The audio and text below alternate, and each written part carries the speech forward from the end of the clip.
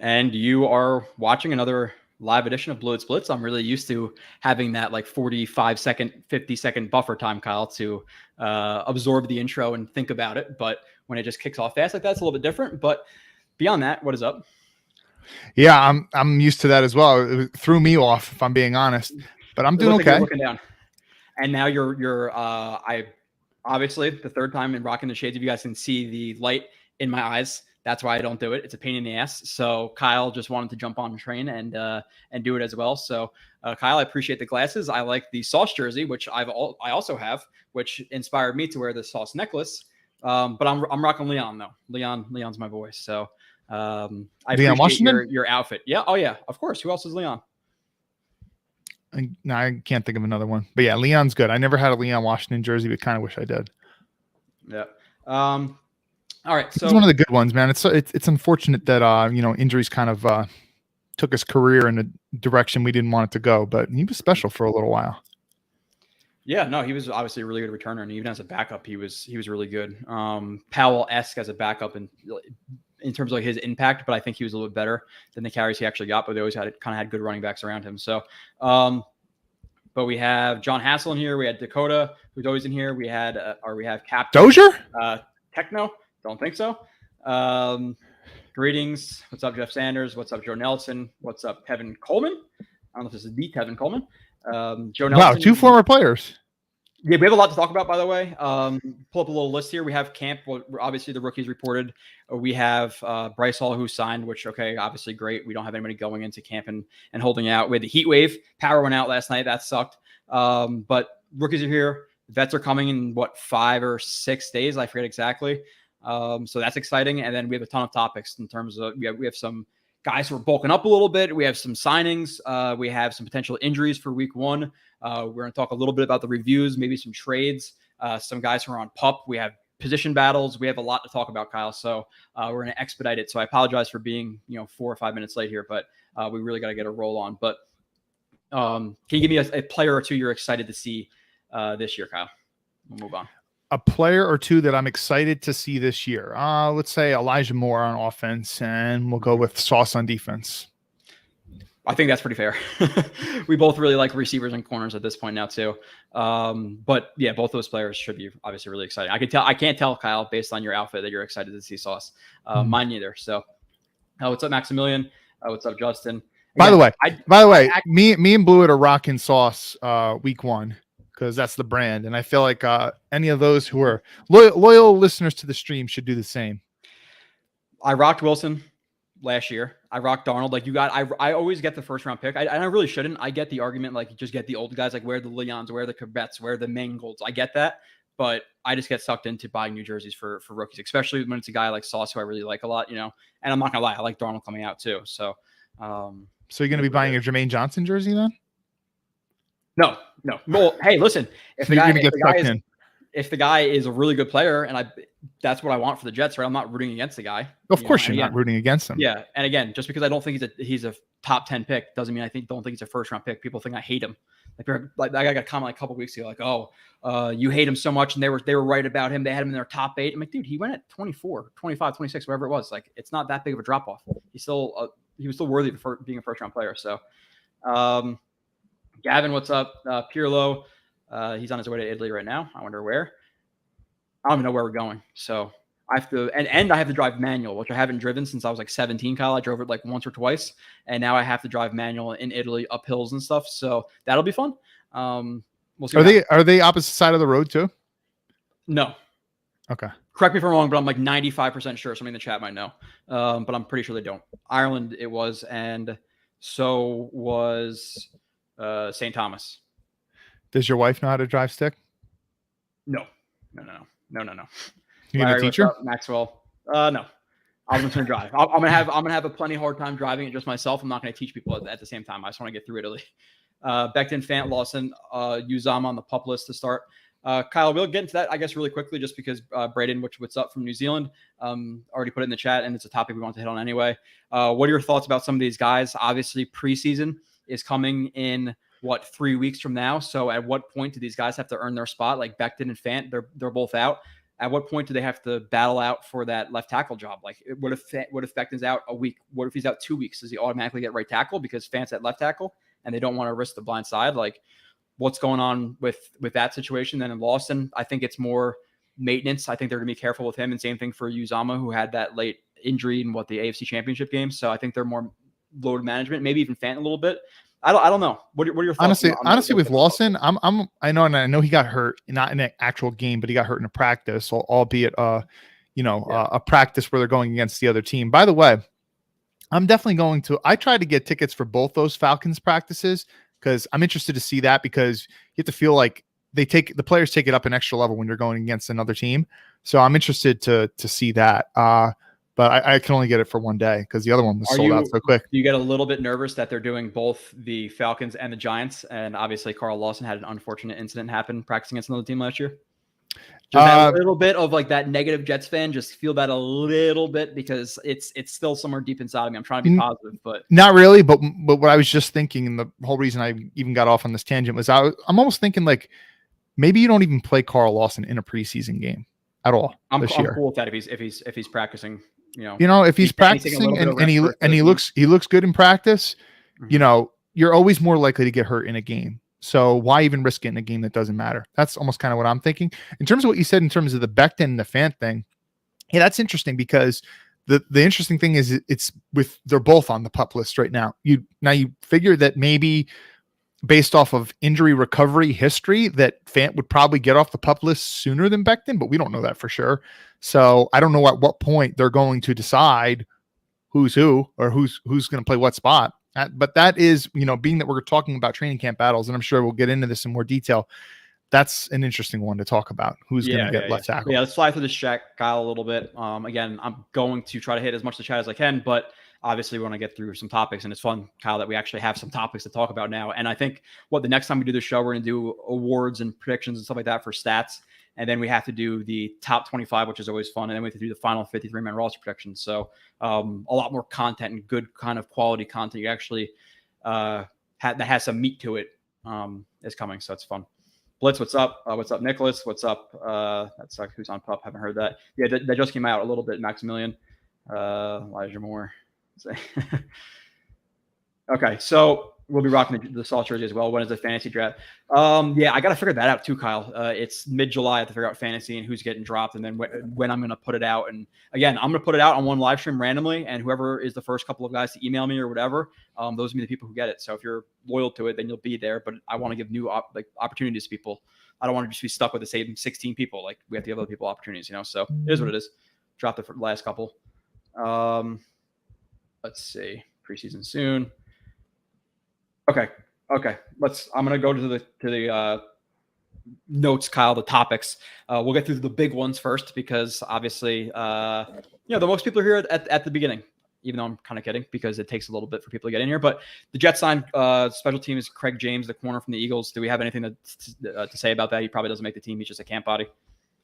I don't even know. I didn't even know. I was like, who's this guy? So got to cover it. Elijah Moore bulked up to 190. I don't know if you heard that as well, or he mentioned it in like a tweet or an Instagram or something like that. I would assume last year he probably played around like, if you had to guess, Kyle, I would say personally maybe 183, 184. So maybe he bulked up, 7-8 pounds. He was listed at 178, right? Was he listed at 178? I don't even know. I think he was listed at 178. But yeah, I don't think he was playing 190 last year. So and I think even when you get listed at that weight, you might lose some weight from that point too. Like, do they weigh you at the beginning of training camp, at the end of training camp, at the beginning of the season? So I don't know exactly when that measurement comes in. But if he's 190 right now, he's probably not going to be playing during the season at 190, but maybe like 185. Yeah. So exactly. The point is he put on a little bit of muscle, which is good. That's fine. Yeah. That's fine for his game. I think he'll still carry speed and stuff like that into his breaks and stuff like that. So past that, other little news, Dobbins might be out for week 1. I don't know if you saw that update. And then Dobbins I don't know exactly what the tweet was, but he quote tweeted, I think it was Rap Sheet. Yeah. I saw that.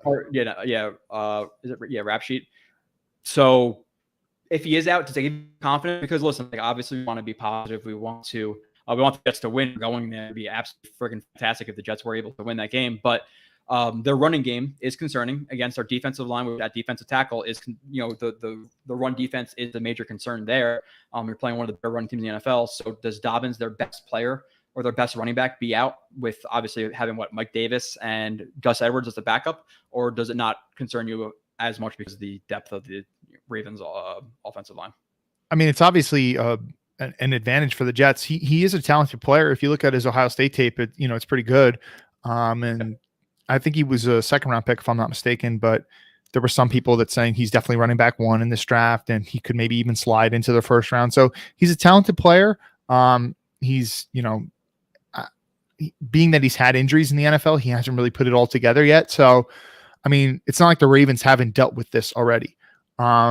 So they still have a very good running game, even though they've had kind of subpar backs running the ball in recent years. It's obviously in its advantage to the Jets, but I still think that, stopping the Ravens run is a huge concern, and it's going to be quite a task for the Jets week 1, whether he's playing or not. Yeah, just with their combination, like Mike Davis is a solid player, Gus Edwards is a solid player, and then obviously Lamar Jackson is probably the best, or is the best running back or running quarterback in the league. So yeah, definitely. Past that, Kyle, we have the only other thing I wanted to hit on before we get into the kind of the bigger, juicier stuff of the show is another little rumor. It was put out there by, I believe, Fowler. Is it Jeremy Fowler, who said that the Jets are looking for a splash in the secondary. But he doesn't really link it to anything. I didn't see any really substance there. And he mentions Bates, I guess. So what would be your thoughts on trading for Did Bates? He actually mention Bates? Because I heard the whole splash thing and I heard the secondary thing. And I tried to see if there was a tweet, but I didn't see a tweet. So I don't think maybe he just said this on an on-air broadcast or something. Yeah, maybe he just threw it out there. And then at the same time as that, you had the Bates franchise tag news. But Bates he's been good, but he's had some up and down years. So what would you want to be willing to do it? 2, what would you give up for him? And then obviously with that, you're gonna have to pay him, $15-16 million a year probably. So would you be willing to trade for a guy like Bates, or do you think there's kind of maybe rolling over a little bit of money to next year, because obviously we're not going to make the Super Bowl this year, rolling a little bit of money and seeing how things work out with Fant and with Mosley and with all these situations, and have a little bit more flexibility in an offseason? I think is a little bit more, not necessarily important because this one we had so much capital, but next offseason is going to be like the cherry on top to make the playoffs, hopefully, so thoughts on that? Okay. I'll say this about Bates. One positive thing about him is he's young. He's 25. So you have to figure he's got a couple good years left in him. Take it for what it's worth. His PFF grade last year wasn't good. I could say that he was solid in the game that when we played them, and he was solid in the playoffs, being that I watched their games in the playoffs. I think he's a good player. I don't know how good he is. And personally, if I have to give up like a 3rd rounder and more, and then give him a monster contract, I'm not interested in doing it at this point of year. So, I personally it's exciting. Like, hey, listen, if the Jets added a player like this and we weren't really expecting it, and we get him at this point, you can't help but be excited. Mm-hmm. But am I going to go up and give a premium asset? I mean, could I live with maybe giving a 3rd rounder? I'd probably be like, okay, that's pretty exciting. But if they give up like a 2nd rounder, I'd be like, I feel like they're going to have to give up a 2nd rounder at least. Then there's no way I'm doing it. I'm sorry. There's no way I'm doing it. I'm pretty sure you agree with me. Contract. Yeah. I agree with you too, because I think he's good, but I don't know about that much money, where I rather have the flexibility of going into next offseason where, again, we don't know what's happening with Mosley. We don't necessarily know what's happening with Fant. We don't know what's happening with Becton. We still have a need at D tackle. What's happening with Quinnen Williams? What's happening at even receiver with Corey Davis? I would like a little bit more flexibility this year, because I think next year, because I think the Jets only have, $8 million, which obviously the cap is a myth, obviously with the Saints and some of these other teams out there. But still, obviously I want to be as smart as you possibly can. The cap's not a myth. The cap is definitely not a myth. Yeah, no, obviously but there are certain teams that find ways to kind of skirt it as best they can. Push it. Yeah. The Saints are doing that right now. How much money were they over? And now they're being talked about as a team with Jameis Winston, who's might be, a playoff contender. Obviously it's in the NFC, which is a lot more weak than the AFC, which is absolutely stacked, which honestly, if you start playing, but listen, if the cap wasn't an issue, they would have re-signed Armstead, regardless if he has injuries. Okay. Yeah, come on. Yeah, I would you don't let a franchise left tackle go. Mm-hmm. He's a top 5 left tackle in the league. Okay. Did you see we got a super chat? Yes, but hold on. Let me just get the next one. I'll highlight it in a second. But past that, Kyle, with the injury news about the guys on the IR, not the IR, the PUP list, whatever, to start camp, Sherwood. I almost said Sherwood.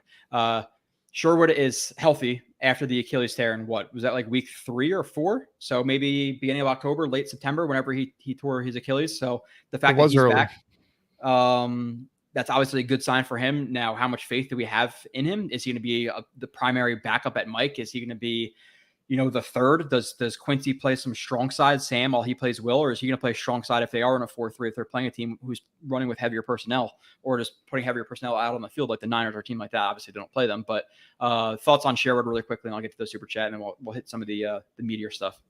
Well, I'm glad that he's recovered in a timely fashion. And it just goes to show you that, so early 2000s, mid 2000s, you started to see ACLs, that surgery, that sports medicine, so to speak, kind of really took off, and those injuries became kind of run of the mill, easier to repair, standard operating procedure. And now it seems like Achilles are kind of catching up. Like, it's not as severe as an injury as it used to be. Most notably, Akers last year, right? Tore his Achilles, and then he's coming back playoff time. That was supposed to be something that put you definitely on the shelf all year. And it makes you wonder too, like if the Jets were a legit team, would there be some whispers of whether or not Carl Lawson could make a playoff push, right? Because he tore his in the summer. Mm-hmm. So, I want to say no based off of what we heard about his injury recovery. But anyway, I'm happy for Sherwood. In terms of him playing, we'll get into this more than when we talk about roster battles and stuff. But I'm not really too optimistic for Sherwood playing a lot. I don't know how much we want to get into this right now, but let's say that the Jets most of the time are going to, standard personnel, you're talking 11 personnel on offense. So the defense is going to deploy probably 3 corners, right? Maybe 2 safeties. So Jets, most of the times, majority of the time, 2 linebackers on the field. Do you want that second linebacker to be Sherwood, right? I'd rather have Quincy Williams than Sherwood. So I don't know percentage wise how many snaps he's going to play. And if I feel like for him to even have a shot at playing a lot of snaps this year, he's going to have to really head and shoulders above know the defense better than someone like Quincy Williams. Because in terms of what we saw on tape, Quincy Williams has plenty of what about the third spot, Kyle, against 12 or 22 or something like that? Yeah, and that's kind of what I'm thinking. Like, okay, are the Jets going to sign someone still? Because one of the things that we talked about is they got to sign another linebacker, sign some type of veteran. We're gonna get into that, yeah. And okay, where do you want Sherwood playing? And honestly, Hamza is a big question mark for me, but I would rather kind of bank on his upside more than what I saw with Sherwood. So I don't know. Yeah, I think there's that certain floor you have to have in terms of athletic upside to be like a true starter. Like over history, there are the guys like Terrell Suggs, who's a little bit more boxy and short arms and stuff like that, who succeed, or Melvin Ingram, but he's obviously a freak with his looseness and stuff like that. But I don't think that Sherwood really meets that minimum floor. And again, I thought his processing speed and all that stuff was a little bit overrated in college. So I'm not the most faithful in Sherwood, but I'm not going to be faithful in every player on the team. It just is what it is. I'll kind of obviously shoot it straight. So RJ MacPot, appreciate the super chat. Jets future so bright, you just got to wear the shades. I think that's Kyle's opinion. But right now, if you could see, again, the sun is literally in my eyes. So I don't just wear glasses. I rarely even wear glasses in general. But apparently the sun is just perfectly spotted for my house to do that in the office. So, and then he says, I just assume that's why they're wearing shades, because they're indoors. That's Kyle's reason again. So, I said I was going to do it to be in solidarity with you. Being a stand, man. Looking in the sun sucks. It does. It's not ideal. But Kyle, past that, reviews, I've been pumping them out. I did since the last time you've been on here? Tomlinson, Uzama, Clemens, Mitchell. Is there anybody else? Garrett Wilson, part 2. Okay, Garrett Wilson, part 2. Okay, let me put that in there. So, do you want to go through those one by one and quick hit them before we get into the top position battles and expectations? Sure. Okay, so let me talk about. Let me start with Uzama. All right. So first of all, you kind of sold me. Out of all your reviews, this was the one that's like, okay, Blewett's seeing definitely more than I'm seeing. He's making me higher on this player. I've been trashing is a bit of a harsh word, but I've not been liking Uzama on these streams for months now. And after watching your review, I was like, okay, I definitely see more now, and I kind of see why they gave him the contract they did. And I'm feeling a lot better about that signing now after watching your review. So that one, more than any other review you put out there, has kind of won me over. Like, I still don't understand how he got more money than Conklin, though. Just to quickly interrupt you. Wait until Conklin. Yeah. Okay. Yeah. And I agree with that. So with Uzama, like, he's definitely really solid when it comes to combo blocks. He's good at like feeling out when he needs to get off and then work to the second level. You see things like, one impressive play that he had was like, and he was going against Max Crosby, and Max Crosby hits him with the forklift, and Uzama works to refit his arms under him. And, does he lay Crosby out or anything like that? But no, but he stays in front of him. That's enough as a tight end. He definitely plays hard and stuff. Like, he's good at staying on his blocks, whistle to whistle. So here's one thing that I really didn't notice myself until I watched your reviews. When you watch him run, he does not run impressively. It kind of almost looks like he's like running in quicksand, so to speak. He's a long strider, but like high, yeah. You'd expect him to not be able to break out of his stems very well. But surprisingly, even though it doesn't look sexy, his breaks are actually not that bad. He gets that drive step over. That's what I talk about a lot in that review. Yeah. So I didn't really see that so much when I was watching his tape on my own. So I was like, okay, wow. And you pointed out several instances where it's pretty good. Another thing that you pointed out, and this is kind of on the downside of things, is there are too many times where he'll still catch a ball, but sometimes his hand he's clapping to catch balls too much. Like yeah. And like he had this one touchdown against the Lions, but honestly, it could have very well been a drop. But anyway, I walked out thinking, okay, this is he's definitely more of a solid player than I initially thought. So thank you for convincing me on him. Okay. No, cool. Although I'm still not I'm still not the hugest fan in the world. No, but, I think he's average to slightly below average, but that's a big upgrade for us. And depending on his health, is kind of we'll see how his season plays out. But I think Conklin will take over as the primary threat as a receiving tight end, but it'll still be pretty equal. Anyone want to head on next, Kyle? We can just kind of get your quick thoughts on them. Okay. Move on. Why was that too long? No. I'm just saying I won't comment on it because people will watch it and gotcha. Kind of give me your opinion. So go ahead. Okay, so Max Mitchell, I talked about him 2 weeks ago, and I kind of got the vibe after kind of thinking about what I said that people thought I was like really down in him or I didn't like the pick or whatever. No, I actually like the pick. I just there are certain things that I have concerns about, and I don't think that he's got the highest ceiling in the world. But also after watching your review, I was like, okay, I'm a little bit higher on him than I was when I initially watched him. And I'm not just positive all the time, by the way, for the people who are first, watching the first time. I'm usually pretty negative, to be honest. Yeah, no, but you definitely watch Blewett's review on Max Mitchell, and like, he's like, that's a good block. It's a good block. Solid block. And like towards the end, he's like, I actually, kind of really like this draft pick. So, and he's solid. Like after watching that, I was like, okay, yeah, I'm definitely higher on this player now. Then Chuma Doga, right? You said you're higher on him than Doga. Oh, dude, Max Mitchell in the 4th versus Chuma Doga in the 3rd. Like, dude, even Max Mitchell's a better prospect, period, than Chuma Doga was coming out of college. And just the fact that you got him around later, says all the more. I could go into specifics, but I don't think I really need to because we kind of already talked about his skill set a little bit last week. Yep. In terms of Tomlinson, I feel like we kind of pretty much saw the player in the same way. We good player, but is this guy a top 5-ish guard? No, definitely not. Is he even top 10? That's a very serious question to ask. Again, like I think like that 8 to 12 range at left guard, Yeah. But anyway, yeah, he got splashed a ton in that review. There are some times when he kind of overset too, and he's I don't want to say he's definitely not like a bad athlete, but he's definitely not a good athlete. He's powerful. He's not loose. Like, yeah, I he's think a big human. Jets fans talk about him and they think he's like an automatic, lock as a top 5 to 8 guard. I think he could have a year where he's maybe 8th, 9th, 10th left guard, or a year where he's maybe 15th.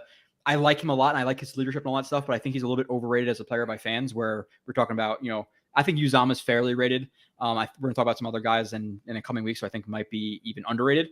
But moving past Tomlinson, who, again, we're happy we signed. Well, yeah, but Tomlinson, but one thing I just wanted to say, like, so the oversetting, like, when you're not like the biggest athlete in the world and you're kind of like making those kind of mental lapses and making like that's a technical error, mental lapse, whatever you want to say, and you're oversetting against a guy like Aaron Donald. I mean, it's just over. Like there was one time too when you pointed out where he overset against Randy Gregory and Gregory just beat him to the inside. Oh, yeah. So he's definitely a flawed player, but I mean, dude, you could do a ton of lot worse at guard than him.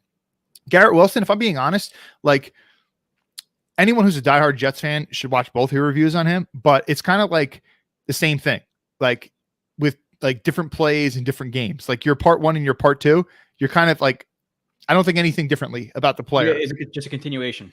Yeah.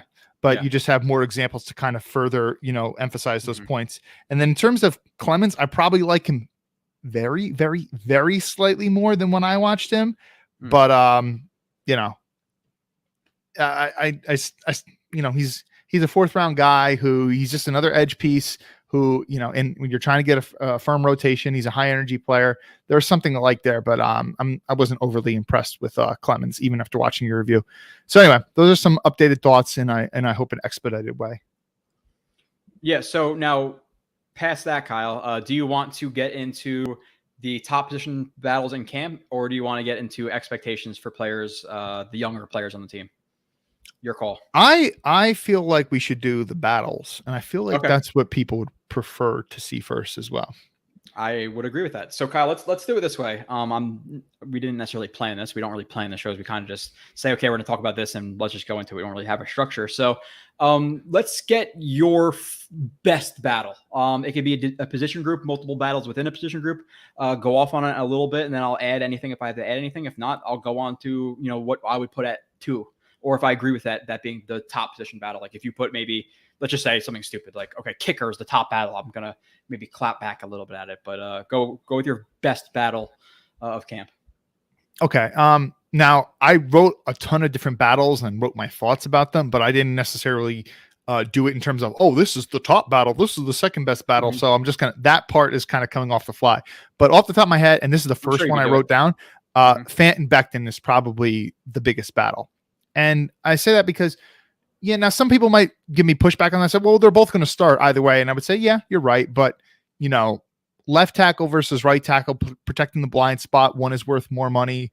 And I feel like it's a legit battle too. Like, I feel like the coaching staff is this is not one of these manufactured battles where sometimes they manufacture a quarterback competition. No, I feel like this is legit. So that's probably number 1. Would you agree with that?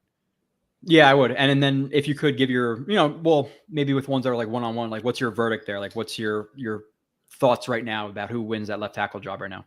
Okay. I said right now like 3 times, but continue. What I basically think is that I really do think that if healthy, and this is a big if, I do think that Becton wins it. Judging by what I've seen from the player. So if I'm granted it's one season, basically I'm going off of one season with Becton versus I've seen multiple seasons of Fant. I've been more impressed by what I've seen from Becton, and Fant was solid last year. Like he was really good, but in terms of like the total package of what Becton could be, and Becton is definitely like Becton's rookie year in the run game. Even though he has flaws in the run game, he's throwing guys too much as opposed to just sustaining on the block. He's more. I was always more impressed in what I saw him in the run game than I've been in any of George Fant's tape, including his Seattle tape. So I want to say that Becton, if healthy, he's the guy who's going to get it. Okay, so you put a pretty large stipulation in there, Kyle. So like that's the thing though. Like I agree with you that Becton is the better player when both healthy, and I'd rather have Becton there. But at what point does it, again, however you feel about the Becton injury problems, but how does it feel in terms of like Becton's floor injured, that stuff, versus ceiling if he's healthy and he comes back and weight, at weight and all that stuff versus versus Fant, who might not have as high of a ceiling, but maybe not as low of a floor where he's going to be pretty consistent. So what's your feeling on who wins, not like with the stipulation of, if Becton's healthy, because we obviously all hope that. Yeah. So this is hard to think about, because if he's not healthy, then should he even be playing in general? Right now. So I don't know. And I feel like the coaching staff, maybe they see things differently than me. Like for me, I clearly see Becton as a superior player, but maybe the coaching staff doesn't, or maybe they're just saying all these things. But I feel like he is going to be healthy. I think he's going to be healthy enough, and I think he's going to win the job. It's just tough for me to really say that when he's been banged up so often in his young career. So I have to put that disclaimer out there. But yeah. Anyway, I'll go with Becton. No, so I'm leaning Fant right now, just because of the consistency there, and I think he is really good there. Where I think Becton, again, who played plenty of right tackle at Louisville, will play plenty fine there as well. I just think the Jets will want that level of consistency they have with Fant. It's just a gut feeling, not necessarily that I would bet on it, but I'm going to say Fant left tackle, Becton right tackle. Past that, Kyle, since you gave me your number one, my number two is the D-line, just in general, from, who's going to get the primary edge spot on a run stuff down or on a pass rush down, or who's going to be the fourth D tackle, who's going to be the fifth or sixth D end. Is it going to be, Huff versus Vinny Curry? So it's the entire position group that is really a great battle again. So is it, I think maybe the best pass rushing unit they have right now, Kyle, like, okay, let's say they're playing a 4-3, or let's say it's a 4-2-5 because they're a nickel. I would think right now it's probably a combination of Quinnen Williams, Rankin / Thomas, however they, sorry. I completely disregard that. It's Q, JFM, Lawson, and I would probably say Jacob Martin. I don't know if you'd agree with that right now. You can make an argument for Vinny Curry. What down and distance we talking about? I'm saying rush down. Let's say it's third and 12. Yeah, then I would agree with that. A pass down. Now, if it's a rush down, I think you're probably looking at something more like, maybe Shepard, Q, in terms of the best guys. Now, obviously, are they going to play? Reverse the run. Shepard, you don't put him in on a short yard situation. You know what? Honestly, I was just watching Thomas. It would probably be Thomas on the inside. Thomas, Q, JJ, and JFM flexed out to the end. I would probably say would be the best run D. But we'll see. Guys can overtake. Maybe JJ impresses and he takes over Jacob Martin's role as the primary rusher on third down. So do you agree with that being the number two battle, and kind of are there specific matchups you're looking forward to in that group? Because we could even be talking about Nathan Shepard versus Jonathan Marshall. We could be talking about, again, Huff versus Curry. So I think it's really interesting from the top down. It's tough for me to say that that's number two, but I see why you're saying it, because it is really important. Because there's an embarrassment of riches, and not all these guys can play all the time. And these guys certainly want to get a majority of reps. They want to play more reps than some of the other guys. I mean, this is what I wrote. When I was thinking about this stuff this morning, knowing that we were going to be talking about this. This is what I wrote. Can I interrupt you really quickly? Yeah, go ahead. I think I always kind of, for lack of a better term, shoot my load earlier than you do with this.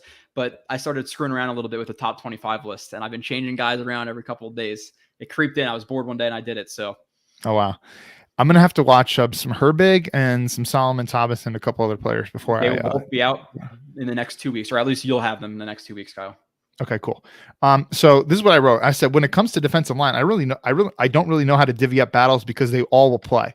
Like, the thing is like, all these guys are going to play like a decent amount of snaps. If last season is any indication of how the Jets are going to deploy stuff this season. I mean, like, Nathan Shepard was getting a decent amount of reps every game that he was active last year. Now, I don't think he should have gotten as much.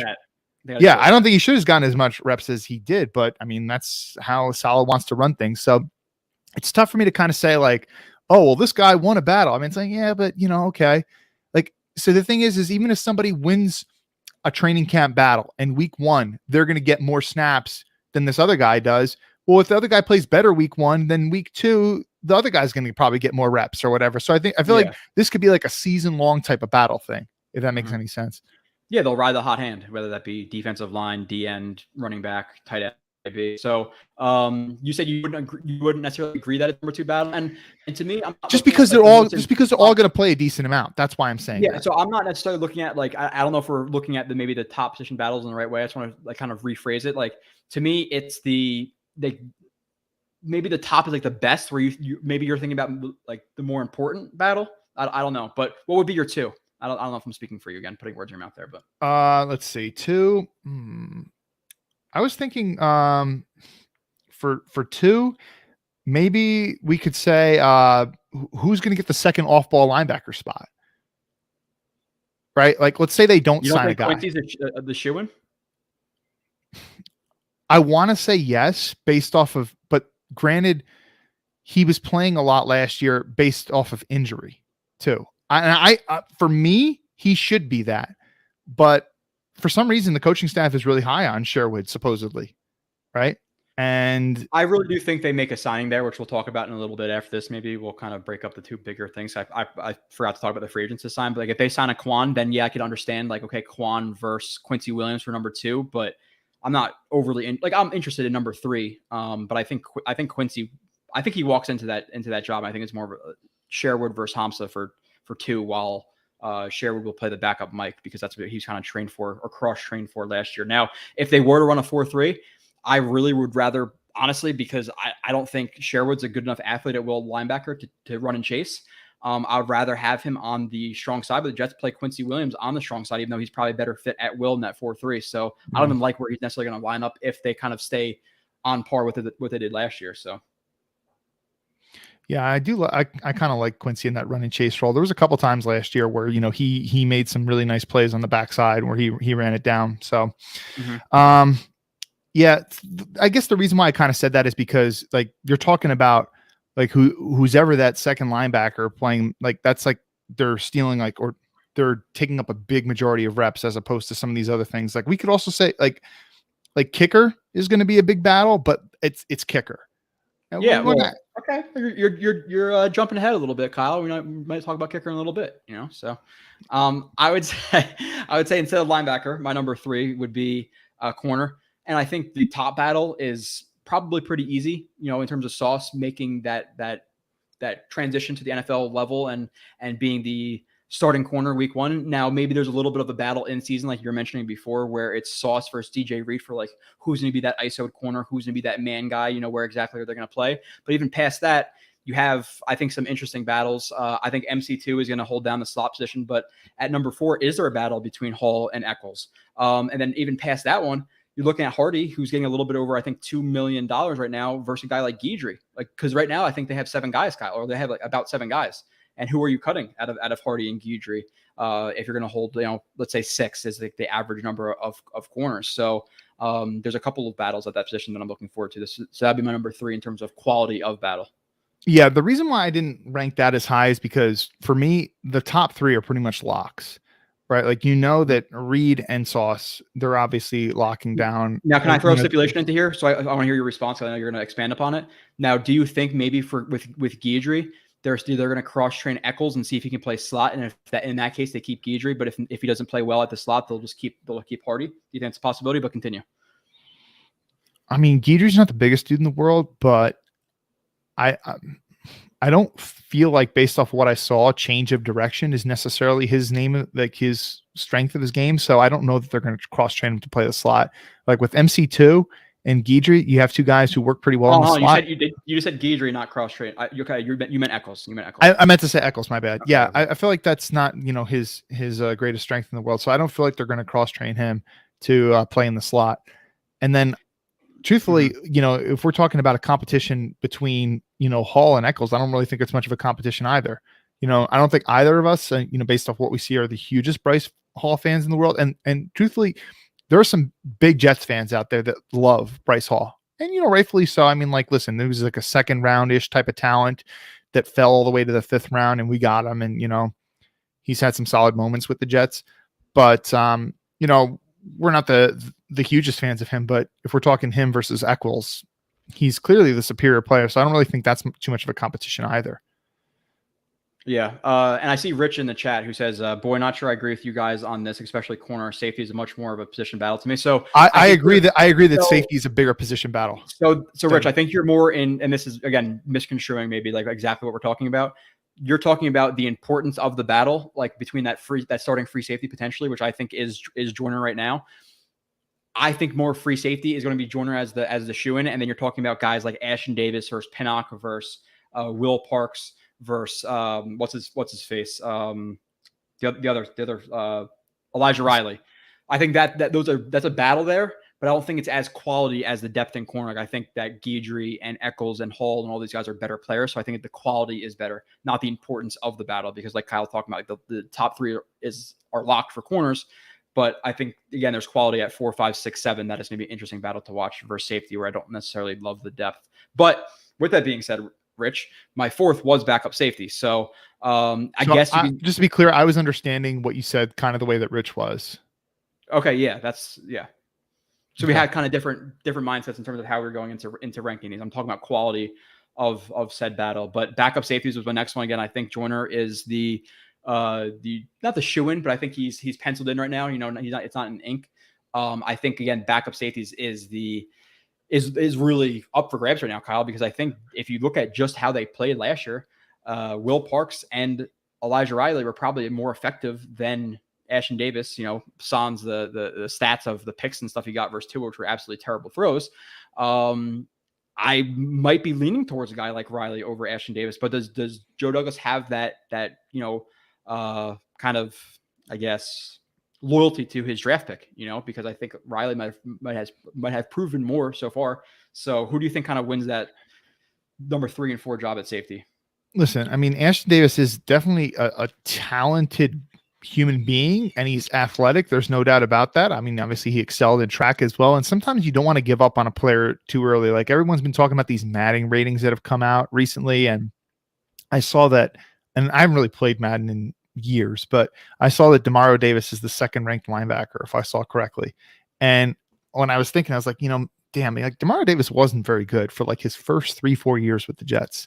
It wasn't until he came back in his 2nd stint with the Jets that he became just like a really, really good player in 2015. But then he was still doing that pose when they were losing at the end of the game. The crucifixion pose. Yeah, exactly. So Demario Davis's career trajectory is very abnormal. Most players figure out what they're going to be, and we see who they're going to be much earlier than that. He was kind of one of these guys who figured things out in the later stages of his career. Yeah, like year 5, 6, we really became what he was, where usually you figure out by year 3, typically. Year 4, you could really, really figure out. Yeah. So if you're Joe Douglas, I understand not wanting to give up on Ashton Davis, being that he is pretty athletic and you drafted him early 3rd round. And by the way, you drafted him with a draft pick that wasn't yours. You got him in a Leonard Williams trade, if I'm not mistaken. I think that was that draft pick. So there's all the more pressure to make that pick look good if you're trading away a pretty solid player. But then again, Joe Douglas drafts the players and he does decide who's going to make the roster, but he doesn't decide who's going to play. So that's more of a coaching staff thing. So yeah, when we're talking about safety, I also kind of felt like, all right, for me, it's kind of like really no competition, like who's going to be the 2nd safety. Like obviously Joyner, it's going to be Joyner and, I don't know why I'm forgetting Whitehead. I was forgetting his name for a moment. But if they want to go big nickel, let's say you want to put 3 safeties on the field, who's going to be that 3rd guy, right? And there's a part of me that still says Ashton Davis, right? Because if you look at Elijah Riley, I think the dude plays hard and stuff. He didn't look very great in that Bucs game last year. He had a couple, blown coverages late in that game. Who was the safety who blew that cover too? Do you remember off the top of your head? It was Riley. I'm almost positive it was Riley. Was it Riley? I'm almost positive it was. Okay. I can't say it 100% sure, but I'm like 95% sure it was him. I'll look. You talk. I'm not going to get my weird update system, but I'm going to find it real quick. I'll tell you. Go ahead. Yeah, and for him, I mean, like he's a young player too. Like if he, like a player in a later stage of their career, maybe they see it a little bit earlier and they get in the right spot or whatever. But he's also not as good of an athlete as someone like Ashton. Will Parks, if I'm not mistaken, isn't this like his 7th year or 8th year in the league, something like that? So he's a little bit older. Pinnock, I'm sorry. I think this is one of the guys that Jets fans are going to be a little bit disappointed in. Just the way that Bless Austin was kind of hyped up because of PFF and because of training camp reports and such. I think that Pinnock is kind of going to be one of these guys in the same mold where the analytics guys and the nerds are kind of hyping him up. But when you actually start to see him play, you're going to be disappointed. So I don't really see Pinnock. I think that we're talking who's that 3rd safety. If they go big nickel, or you want to talk about backup safety, I do want to say it's going to be Ashton Davis. I can see that just because of his athleticism too. And like if we're trying to back Ashton Davis and give him the benefit of the doubt, we could say, okay, I believe both of his first 2 off seasons he wasn't able to fully participate in camp. So okay, now this is his first full year with the Jets. Take a shot on the athleticism. Listen, if they take a shot on the athleticism of and don't we should take this offensively, but like if they want to take a shot on Ashton Davis's ceiling, like if they think that Elijah Riley or Will Parks are like Jags and they're not necessarily comfortable with just taking a Jag versus the upside of Ashton Davis, I could see that. And with Pinnock, like listen, again, the stats say he was good last year, but we broke down those plays, or I broke down those plays and said that they're definitely overrated. Now, and you look at the situation, not trying to be negative, but he was forced at safety because he wasn't playing at corner, and the safety situation was absolutely barren. So could it happen? Sure. He has a physicality, all that stuff. I think he has a mindset. I think it could happen. Am I banking on it? No. So I would probably say right now, you got Joyner and Whitehead as starters, like you said. I would say Ash and Davis. And I think that fourth spot's really up for grabs between Parks, Riley, and Pinnock. But I guess I'll go Pinnock, and maybe they'll hold the guy in the practice squad. But I also don't think he's showed as much as Bless Austin, like you said, in terms of how much bad play he's shown or not shown, or has shown yet. So moving on. I think one of the things they used to hype him up too is he was good in the run game. Mm-hmm. Which I'm trying to think, like, what run plays him in run support was I impressed with last year. I'm kind of drawing a blank, but I remember several plays off the top of my head where he was like god awful in pass coverage. Dude, remember that Texans play where that jag on the Texans scored on? I'm trying to remember what kind of route he ran, and all Pinnock needed to do was just plant, his foot in the ground and drive on the route, and he slipped. Yeah. People forget about that too. Like, yeah.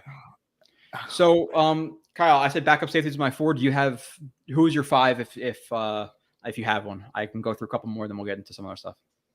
Are we talking about position battles? Yeah, position battles. So I said so far we both agreed on Fant versus Becton. I said D line. I said corner. I said backup safeties. Now we're on to 5. I'd probably have to say kicker, but I also did write down that fullback is a position battle that we need to kind of think about too. Because is both Wesco and Bawden going to make it?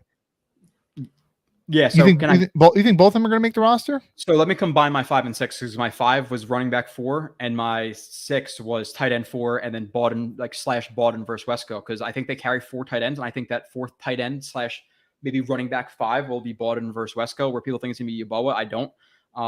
He's not going to make the roster. But with running backs too, like I really do think that they're going to carry 4 because they're going to run heavy. I think you're going to carry obviously the top 3 of Hall, of Carter, of Coleman, and then the 4 is probably Bam Knight, Ty Johnson, P Ryan, whoever it may be. And I think at tight end they're carrying obviously the top 3 with Ruckert, Uzama, and Conklin. But past that, I think the 4th guy is going to be like that pseudo fullback, whether it be Bawden or Wesco. So I kind of combine those 2 position groups as my 5 and 6. But I think that in that group, it's Bawden versus Wesco. Who wins it?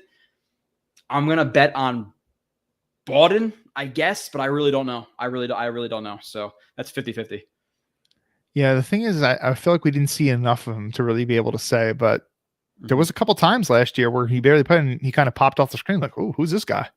So, and also Rich mentions in the chat too that the top of the tight end position as well, like with Conklin and Uzama, between who's going to get more snaps, which I think Conklin will eventually take over, and they're going to play a little bit different roles. They both have a little bit different strengths and weaknesses, but overall, that's obviously a good thing to mention, Rich. But we were talking about just the amount of guys they're carrying on the bottom of the roster. But I completely agree with that assessment as well. Who do you think is a better run blocker out of those 2? Ruckert is not a fullback. D Mars. I know people think that, but they're not going to put him there year 1. There's no way. Who is the better? Who do you say fullback? No, better run blocker out of Conklin and Uzama, in your opinion. So I just did Uzama, so he's really fresh in my mind. You know what I'm saying? Because I watched Conklin however long ago when I recorded that. It's been a while since I watched him too. Off the top of my head, I would say that Conklin, which I think people think the opposite, honestly. I think Conklin's a better pass blocker, where Uzama, it doesn't always necessarily have the cleanest hand placement and stuff like that. But when you talk about what you mentioned, like timing of coming off of combo blocks, getting to the second level and stuff like that, I think he's a little bit more clean for a zone fit. So off the top of my head, again, without watching Conklin, I could give a much better answer to that in probably a week when I record him. But continue on if you have anything else to add. Uzama. And I was just watching your Uzama yesterday, and sometimes like when he's in pass pro, like sometimes it looks really ugly, but it still kind of works for him, I guess, because he's kind of big, 265, and he's got those long arms. Like when he was blocking Melvin Ingram, I mean, like, he's kind of like, so he was kind of in he wasn't 100% in line. He was a little bit off the line of scrimmage, and he kind of like, he really jumped really hard inside, like way too far inside, and gave Melvin Ingram like an easy path outside, but he still was kind of able to recover. And there was another play where you showed him blocking up JFM. And, even though the technique looked a little suspect, like it still kind of sometimes works for him. Mm-hmm. Anyway, dude, it's nice though that we actually have players who are like, we're talking about like this particular position battle group. It's like, dude, we're talking about like which signing out of these two guys who, are both pretty decent tight ends, who's going to get more reps. And it's like, dude, we were just hoping like we could even put somebody on the field who could actually play a decent job at tight end. So this is a good conversation to be having, is all I'm trying to say. Yeah, for sure. And I see, I don't want to scroll all the way down in my StreamYard because I'll lose whatever chat I'm at. But not to just be, opposite of people. But DMar says Uzomah getting a lot of red zone TDs. He wasn't really used like that in Cincinnati. So the Jets maybe, but he's also not the best contested catch guy. Like he's good in terms of going over the middle and taking a hit, but his technique is not ideal for holding in balls over the middle and jump balls. And there's no way I'm throwing him a fade. There's no way I'm throwing him a fade in the end zone. He doesn't have that kind of like. First of all, I don't think he's not really like a leaper. Like, for example, like someone like a Kelsey or like an Antonio Gates or earlier in his career, like, or even like Kyle Pitts, certainly Gronkowski, like some of these guys, like they're just like a beast. And like, you put him in line and then you'd split him out right before you did the snap and then just throw him a fade. Like you're never going to do that with Uzomah. I would never do that. First of all, throwing a fade ball in the red zone is not a high percentage player anyway. He would be your what option on the Jets for a fade if you had to stack guys above him? Oh, well, dude, I'll say this. In your second part of your Wilson review, there was one part where he caught a fade ball. He just so easily beat the guy off the line of scrimmage and he elevated so easily. And you're like, wow, just look at this lower body explosion. Yeah. He just made it look so easy. Like he didn't even try to get up there and he just got up there and he didn't even catch it with his hands. He caught it with his body. But it's just like, it was so easy for him to like climb the ladder, so to speak. So you're definitely throwing him a fade ball before you're going to throw it to Uzomah. In no particular order, I would, dude, honestly, Elijah Moore, just with his footwork at the line of scrimmage, I would honestly take Elijah Moore. And if people might think I'm crazy with that because he's small, but Elijah Moore, you're taking Wilson, you're taking Corey Davis, even though, again, I think Corey Davis' contested catching ability more comes over the middle on crossing routes than it does on like true fades and verticals. And I highlighted that in his review last year, but you're taking him. I'm taking Mims personally. I don't care at this point if Mims can do one thing, it's a fade ball. So I'll take him over Uzomah. And honestly, I might take Conklin as well, even though he wasn't necessarily used as that. But I also have somebody in the chat. Steven said Conklin, or sorry, somebody said Uzomah looks like the best tight end on the team to me by a decent margin. To me, I disagree with that. I really think that it's Conklin. You'll see in his review. And again, watch both reviews. I was actually higher on Uzomah than Kyle thought, but Conklin's still to a different level. I really like Conklin. So in terms of just straight receiving skills, I mean, Conklin definitely. Sorry, my mic keeps muting for some reason. I might have to do something about that. But in terms of straight receiving skills, other than yak ability, I feel like Conklin definitely has Uzomah beat. Whether it's running, whether it's just straight ability to catch the ball. Hold on, the only thing I disagree with there, I'm not sure if I heard that wrong, but Uzomah beats out Conklin in yak. Oh yeah, that's what I'm saying. Okay. Like I said aside from yak ability. Sorry. Conklin is clearly this better receiving tight end. So to say that Uzomah is better by a decent margin, I don't see how you could say that. And to say that even that Conklin's better by a decent margin, I might have said something like that prior to watching your review, but now I would not say that either one of them is better by a decent margin. Why don't you? We'll see in the Conklin review. You haven't seen that one, but yeah, Kyle, figure it out. I'll talk over the list and I'll give you a quick. Okay, cool. Yeah, update. Okay, the sun is almost coming down. I see some of the shades comments again. The sun is directly in my eyes when I take off the shades. So people who are jumping in late, just thrown out there. But so I had 5 and 6 as kind of lumped in tight end 4 between Baldwin and Wesco. That's at least my opinion. Maybe Yeboah can sneak his way into there, but I think they want a blocker there, and I don't think Yeboah is that. So that gives Baldwin and Wesco the advantage. Running back 4, Kyle's going to watch some Donovan Knight film and then tell us what he thinks about him. So I think that running back 4 is probably Ty Johnson versus Austin Walter. If he's still even on the team, I'm not 100% sure on that, to be completely honest. But yeah, Austin Walter, Bam Knight, and then Ty Johnson, I guess.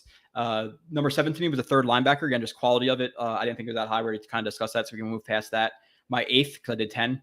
My 8th is wide receiver 5. I'm obviously, Kyle, can you hear me? I can hear you.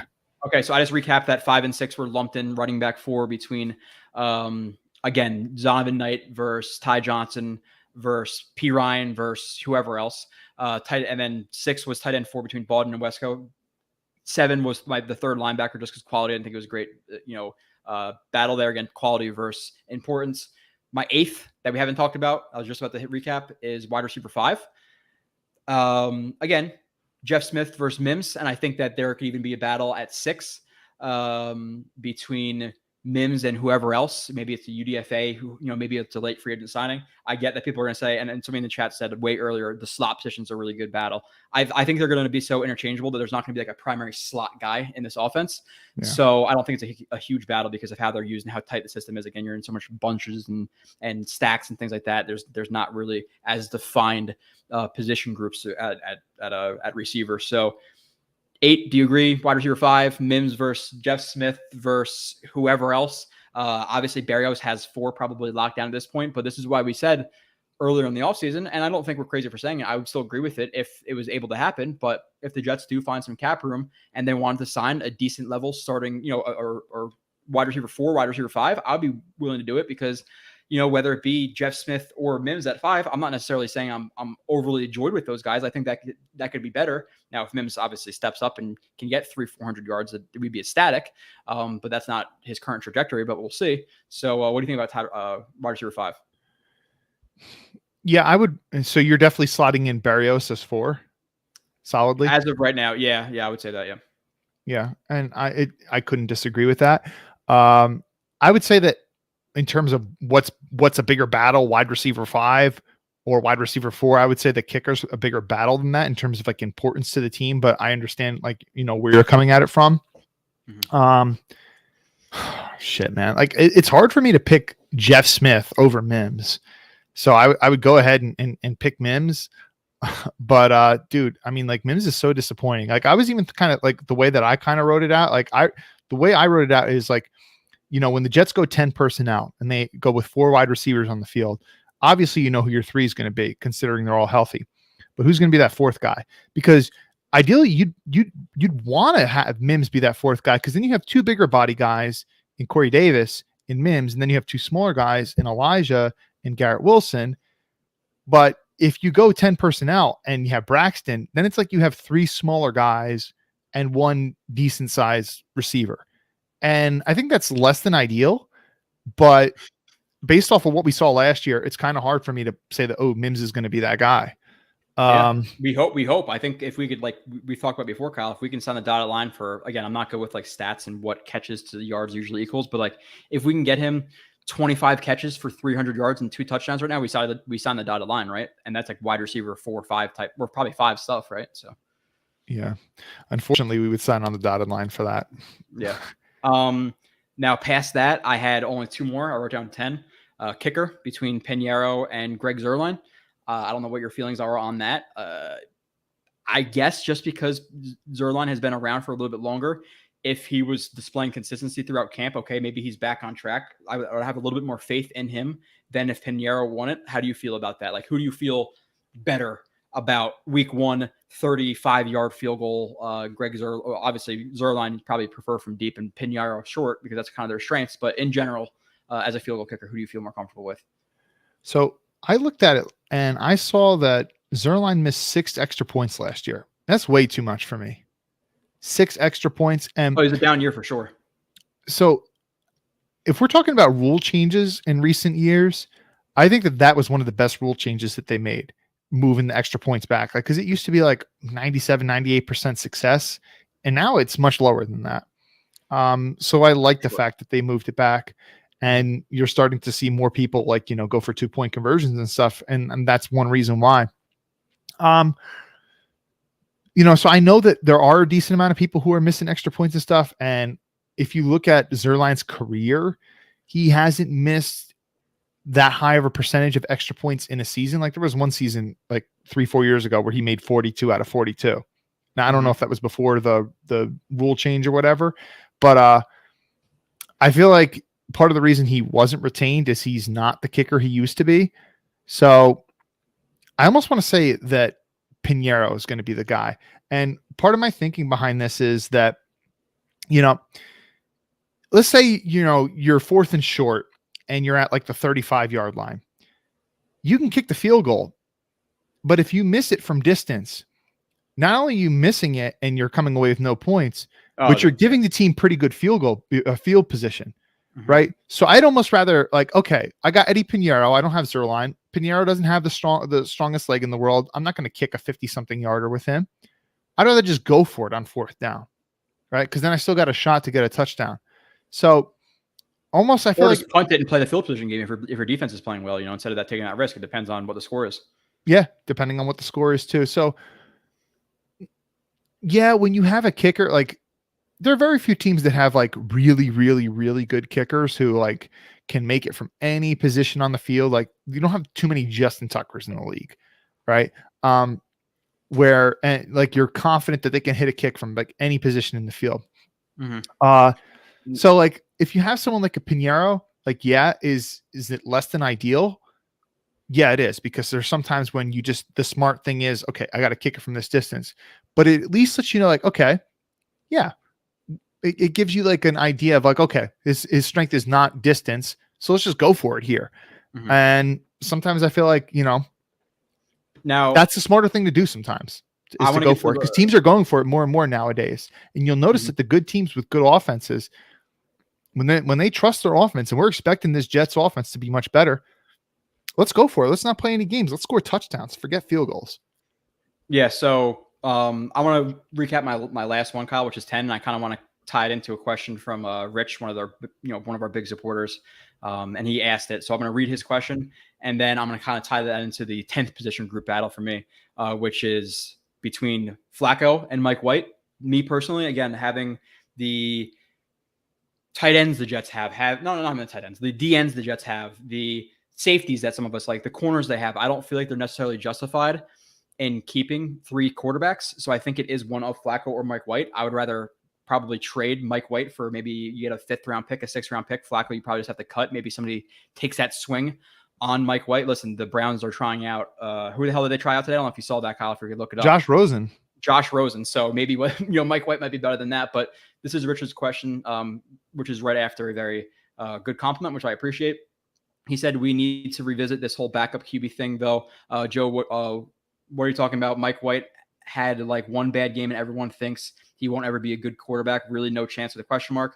I think he had literally one bad game against the Bills, and now people write him off. He ran the offense really well, and the offense is way more talented this year compared to last. I don't know, man. I get Zach is way more talented with his arm, but I think Mike White is overlooked. Could be wrong about the whole thing. So he thinks Mike White's overrated or overlooked. Sorry. He thinks he only had one bad game. So what is your response to that? And then tie that into, okay, tight end or quarterback 2 versus quarterback 3 in terms of how many do they keep or don't keep. Well, when I was thinking about this stuff this morning, I was like, okay, backup quarterback is obviously a competition. And for me, I just wrote Flacco, no question. He's the backup. Like, first of all, part of the reason you have a backup quarterback to a young quarterback is you want a guy who's going to mentor. Now, I know that Flacco's made some comments early in his earlier, I think like when he was with Philadelphia, that he's not really, he feels like he still could be a starter and he's not really interested in mentoring. And I know Fitzpatrick said similar things, but Fitzpatrick was still a pretty good mentor from all indications to Tua down in Miami. So sometimes a guy might not want to mentor. He feels like he still can be the starter, but if you want to stick around on an NFL team, you're going to have to mentor. Like even Tannehill said something similar when they drafted Malik Willis. I think Flacco's more embedded in that role now, though. Like I think he's more accepting of that. Yeah, he's more accepting. Okay, listen, like I'm not gonna be a starter anymore. Like just accept it, and I'm fine with making $5 million it is a year to be a backup. Now, Mike White, did he have a solid game against the Bengals? Was he pretty solid in that game against the Colts prior to him getting hurt? Yes, but he was god awful against the Bills. And was he solid versus the Colts? I don't remember. I remember Josh Johnson coming in and playing pretty well, but I don't think Mike White was great that game. Off the top of my head, though, again, That's that. I I watched think he had thousands two more plays. touchdowns. I think he had two Okay. touchdowns. Granted, Yeah. the one that he threw to Elijah Moore was a complete busted coverage. Yeah. Yeah. It might have only been one touchdown actually, and I think that Johnson might have had all the other ones. But yeah, that was a busted coverage. But I mean, like he wasn't bad against the Colts, is what I'm trying to say. Mhm. And when he came in against the Patriots, when Zach got hurt, he did move the offense down the field, and he, if I'm not mistaken, he threw a touchdown in the end zone to, was it Corey Davis? Right? I think it was Corey Davis. I believe so. So, Mike White has had some solid moments, but if we're talking about athletic upside, it's not really there. And he was really, really, really bad against the Bills. Mhm. So it doesn't make sense to have three quarterbacks. Are you can anyone in here honestly tell me that Mike White is better than Joe Flacco? So Kyle, to get to it really quickly, because it's we can hit it pretty quick.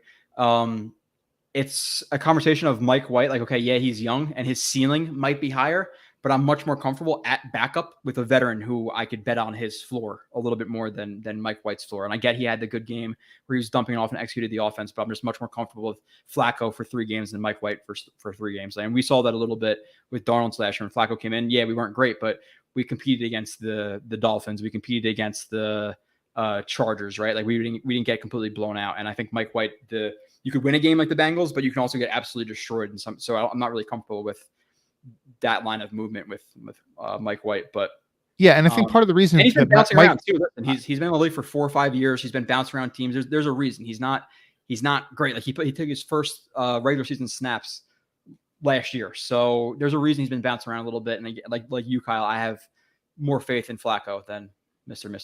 Yeah, I mean, Mike dude, White. Flacco has game planned for hundreds of different teams before.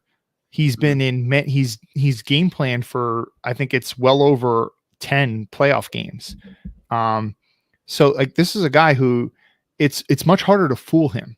Now, granted, does he have the athletic upside as Wilson? No. And you can't even tell me that Mike White has like a stronger arm or anything. Like what does Mike White have from an athletic standpoint that Flacco doesn't? I can't see anything.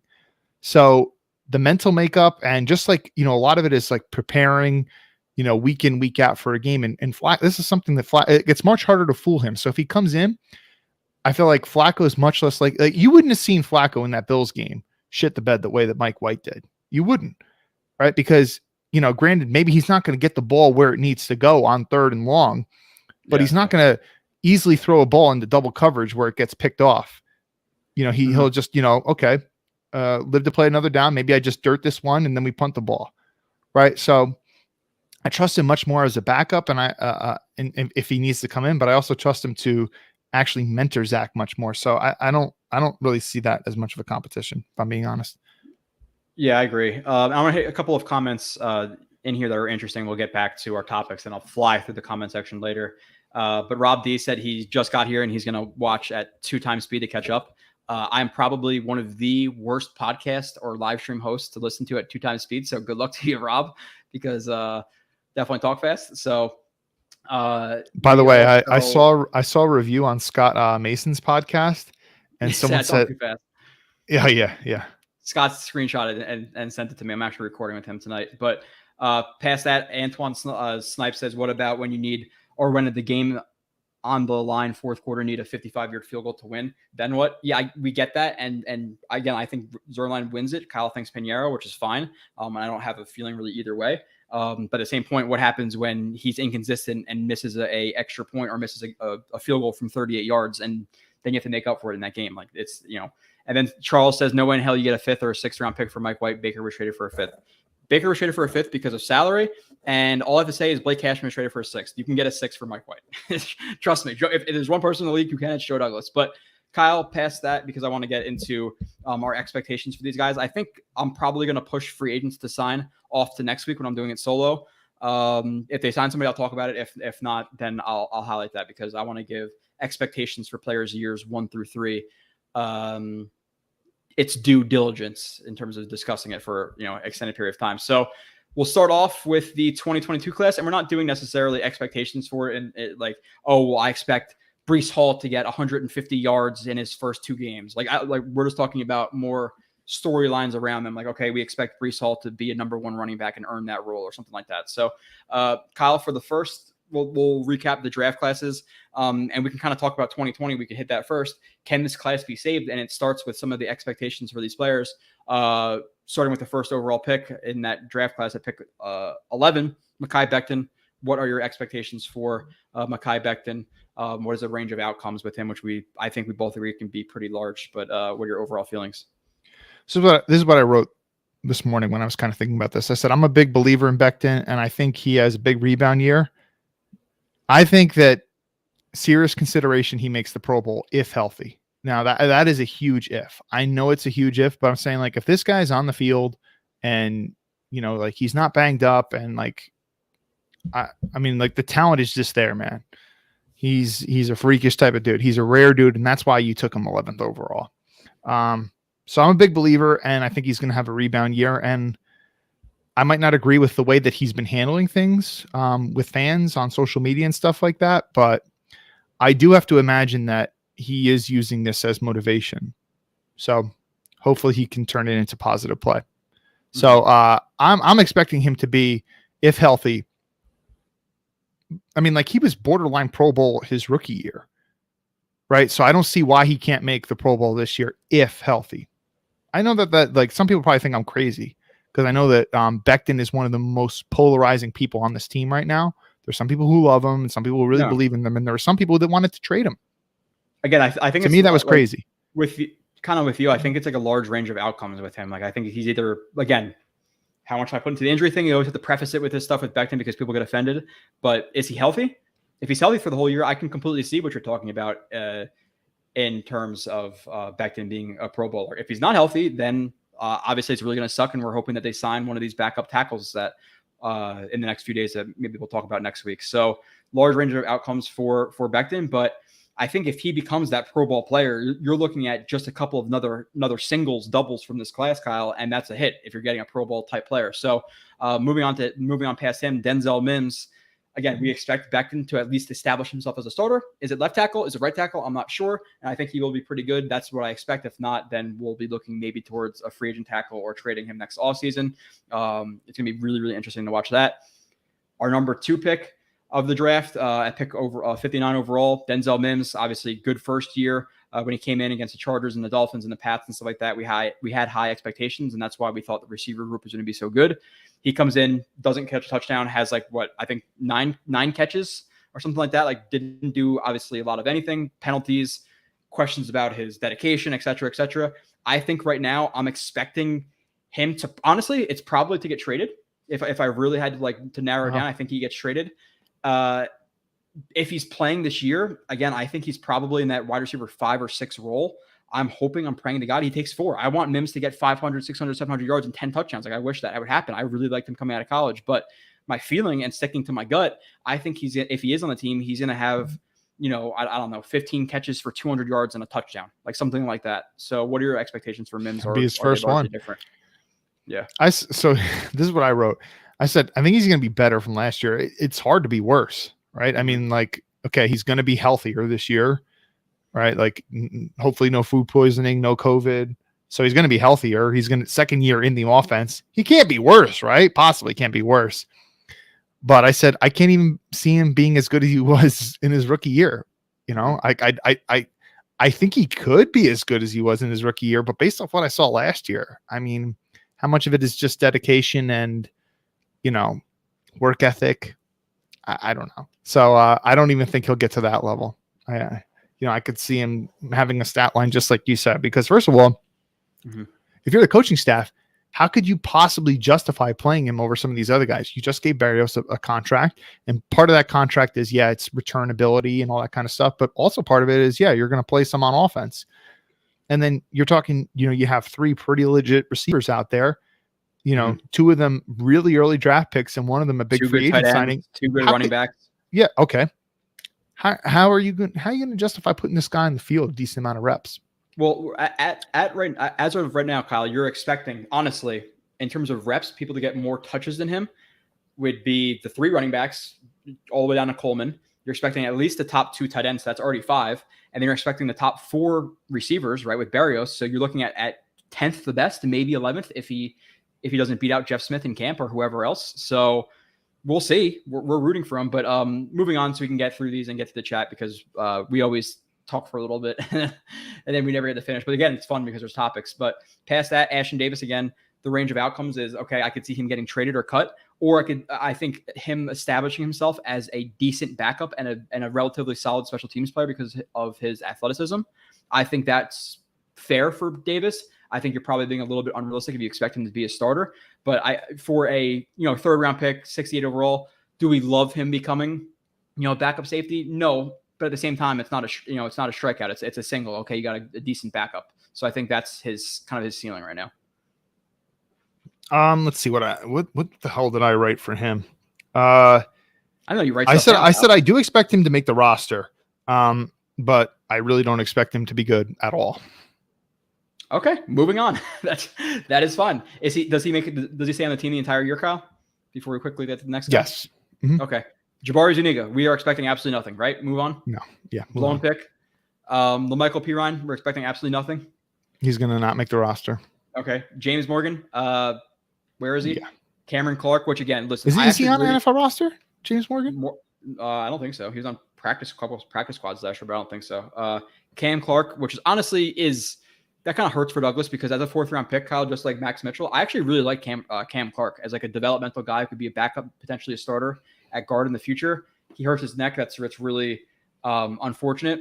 And then past him, which we can obviously skip over. Expectations for the last two guys, you can hit them both at the same time. Again, a little bit more lightning round-ish. Bryce Hall. Bryce Hall at 158 and Braden Mann at 191. What are your expectations for those guys and kind of like a range of outcomes? So with Bryce, I feel like he's going to be better this year than he was last year. And I feel like part of it's just because he's going to be playing less reps. And even when he is playing, he's probably going to go against worse receivers too. So in terms of him getting burnt as much, you're going to probably see that less. And he's also going to be fresher. Playing corner is tough. It's one of the toughest positions to play in the league. And, if you've been playing, let's say you just played 10 snaps in a row, right? And then you're asked to cover a guy, 30 yards downfield on the 10th snap. Like, that's pretty fucking exhausting. You don't expect him to be in that many positions this year because he's going to be playing less reps. So I have to imagine he's going to be better this year. Okay. But I mean, again, though, like, is he going to, am I expecting like any accolades or anything? No. No, I expect him to be, or if you're talking about Hall, I'm expecting him to be a really good number 4 corner. I think, honestly, and this is hopefully not just me being a biased Jets fan, I think if you stack up number 4 corners in the league, he's probably one of the best, if not the best. So it'll be exciting to not necessarily watch him get. He got demoted, so it's unfortunate. But I think when you have the versatility of having Reed and having Sauce and having Whitehead and MC2 in his second year, which I think he's going to really improve, you go to Bryce on a nickel look, a big nickel, dime, whatever it may be. I'm really comfortable with him being on the field, so it's really nice to have that depth and be talking about a player of his caliber at 4 is pretty crazy. And then for Braden Mann, I guess we're hoping he could be an average level punter, if not plus. I think when you draft a guy in the 6th round or 5th round, we're expecting him to be a top half of the league punter at the minimum. I think he's been pretty below average to bad. So I think we're hoping for average this year and hopefully he continues to develop. But I could also see him kicking his last couple of kicks with the Jets at the end of this year. So, which would be really disappointing. Like, think about that. What percentage of punters throughout the league were actually drafted? I feel like it's more of a common thing than it used to be. Mm-hmm. Right? Like I know, what's his name? Guy, the 1st round draft pick for the Raiders took at punter. If I'm forgetting his name, then my bad. But he's like, so he's obviously like the gold standard punter, like one of the few guys who was ever drafted so high as a punter. But I can't think of any other punters that were drafted like really, really, really high. I know that the Bills just drafted a punter higher than we drafted Mann. So I feel like it's becoming more common for people to draft a punter nowadays, but it's still pretty uncommon. Like most punters are UDFAs, if I'm not mistaken. So if you take a guy in the 6th round and he's an All-American and stuff, you're expecting him to be good, right? This is an SEC punter, like playing at the highest level of college football. He's been disappointing thus far. Apparently, I think Nania crunched some numbers and he was like around 20-ish in the league. Somebody said, somebody pointed to the official stats on JetX 2 weeks ago. Yeah, Ray Guy, and said that that according to the stats he was like 20th. I don't know. He certainly didn't seem like 20th, unless like punting across the league was pretty shitty last year. Like he did not seem like a good punter last year. Now I know he didn't play a big portion of the season, but yeah, he's been disappointing thus far, if we're being honest. Now, moving on to the 2020 Classic. Okay, so if you have, let's say, with that realistic range of outcomes, if you have Becton, who establishes himself as a starter, let's say he plays, 13, 14 games, gets banked up a little bit, we'll give him that buffer. Mims becomes a decent receiver 5, gets 200, 250 yards. Ashton Davis is a backup or an okay backup at 3 or 4. And then you have Hall and you have Mann. And then I think with that included, we can just pass these over quickly. I don't know if you include these in the class, but UDFAs I consider the class. And you also have Huff and Guidry there too, which I think can kind of save the class. So if you get those outcomes for those players, plus Huff, who backup role player, who gets maybe 2, 3, 4 sacks, and then a guy in Guidry who might make the team, might make the practice squad, might be the backup slot corner. But I think if you can get Becton playing, if you can get Mims in that fifth role and he's not shitting his pants, shit in the bed when he comes onto the field, and you can get a couple of other backup role players on the team, I think it could kind of save the class, not in terms of like, okay, it's a B plus B, A class, but it could be, a C plus class. Yeah. I mean, dude, most draft classes, you're not having like, there's a lot of misses in that class thus far. Yeah. Like it's looking pretty ugly. You can't really fault Joe Douglas for what happened to Cam Clark. I mean, that's totally out of his control. Freak accident. Shit happens. It's fucking football. It's a dangerous game. But there are some big misses. So, if we can get those outcomes that you were just talking about, and yeah, of course, UDFAs, they roll in that too, because part of it is, okay, well, which guys are you targeting after the draft class is over? What kind of pitch are you making for them? Money. Yeah. How much money are you going to guarantee to them and stuff? So that all plays a part, and you definitely count them as part of the class for sure. So, a lot of it's going to be on, I think, whatever Becton does, because if he ends up because there were people who had legit concerns about him coming out of college. Like, is he too big? Is that going to, what is that going to say for the longevity of his career? But the other big thing about him is, he didn't take a ton of true drop back pass sets in college. Like, it was rather limited in comparison to some of the other guys. So that alone right there might be a reason why you might want to pass on him. Now, listen, I understand that Wirfs went after him, but if Becton ends up being a really solid player, that alone can really save the class. Yeah, and Eagle says in the chat, Joe Douglas, great trader, but picking talent, that's questionable at best. To be honest, I think he's pretty good at identifying talent. When I do the reviews, which are plenty lengthily, I agree with a lot of the guys he picks. I liked Michael Carter. I liked obviously Hall. There's plenty of players. Even Fant. I liked Fant. I liked Bryce Huff. There's plenty of guys I like that he picked. But Kyle, we have to move on to the second class because we are going to never get through it. Unless you want to add something really quickly. I was just going to say too, you can't also just fact draft classes in there. Free agent signings also play a role in there, and I think that he's been pretty solid in free agent signings as well. Minus him getting absolutely destroyed with injuries, which again is not really his fault all the time. Obviously, if you sign a guy who's more prone to injury, that's your fault. But moving through the second class, Kyle, first pick, Zach Wilson. Again, to be short, I think my expectation of him is my expectation, I think, is to be an average level quarterback. I think if you can get Zach Wilson to that, and again, they're completely different players, but that Kirk Cousins level, even Ryan Tannehill minus him turning the ball over, that 15, 16, 17, 18 range, however you quantify that, that's what I'm expecting. And I think on this offense, that makes him, that makes this offense very successful. But I think there's also a floor where he doesn't necessarily step up, and that would be disappointing. But my expectation is for him to be about average.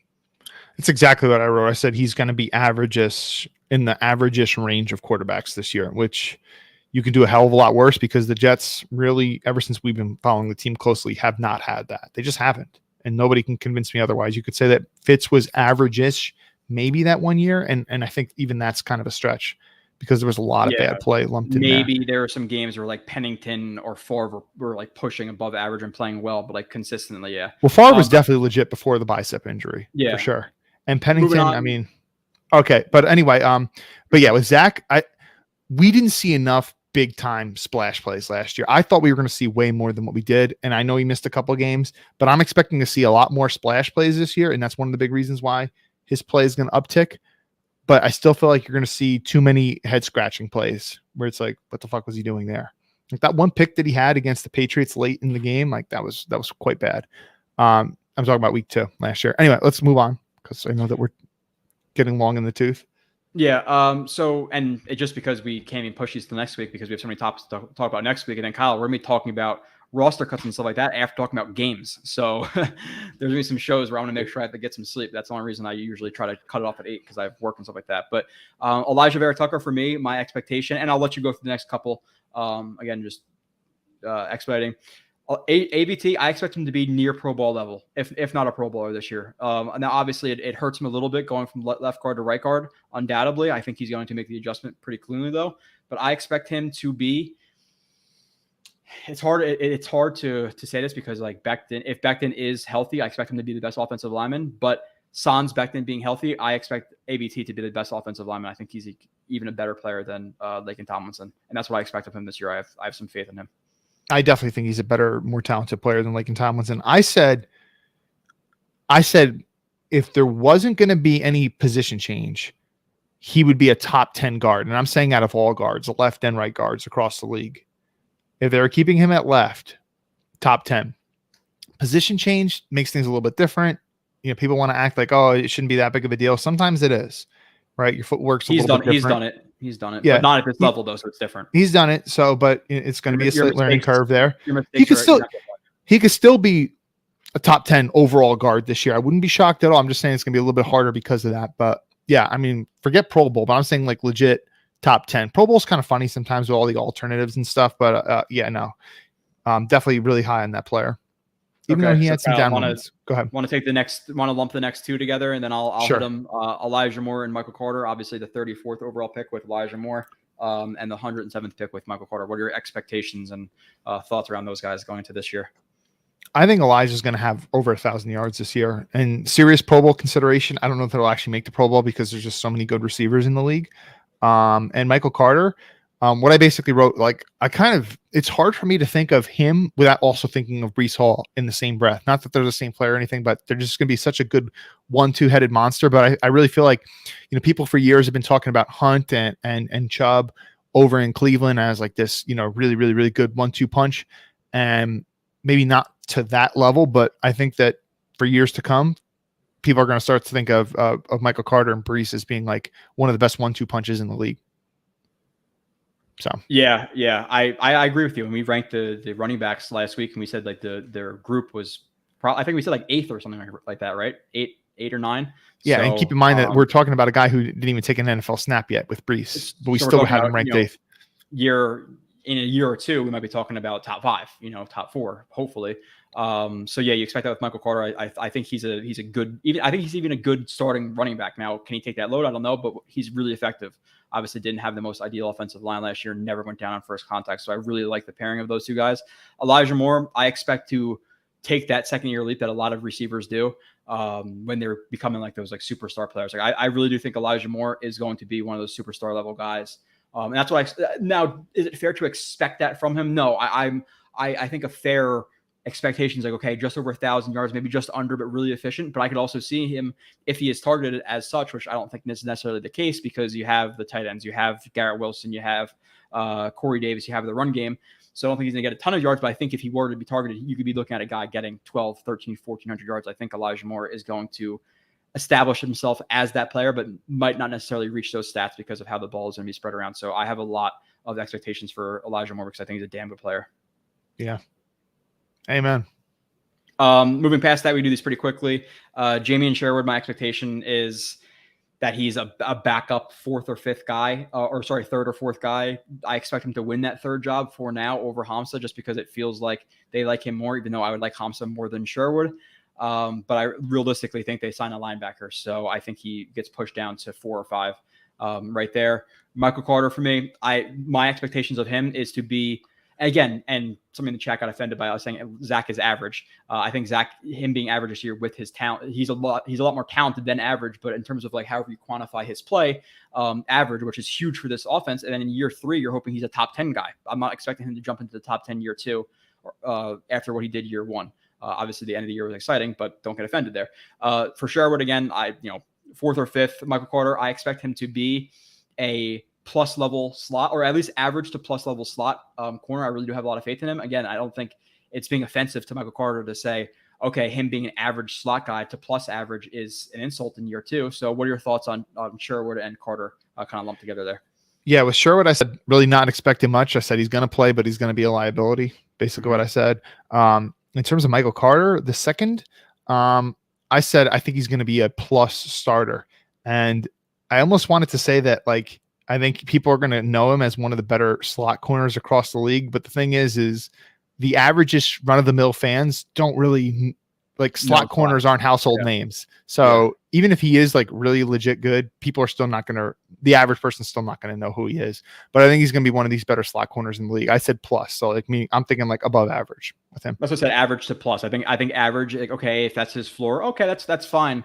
But I'm almost expecting, again, that plus average. So moving past those guys, Kyle, Pinnock, I'm expecting him to maybe make the team as the 4th, maybe as a practice squad guy who you call up if Ashton Davis is not working out, but I'm expecting him to battle for that 4th spot, probably disappoint fans a little bit. I don't have the most faith in the world in him, so I'm not really expecting a lot. I think him just making the roster is probably a win at this point.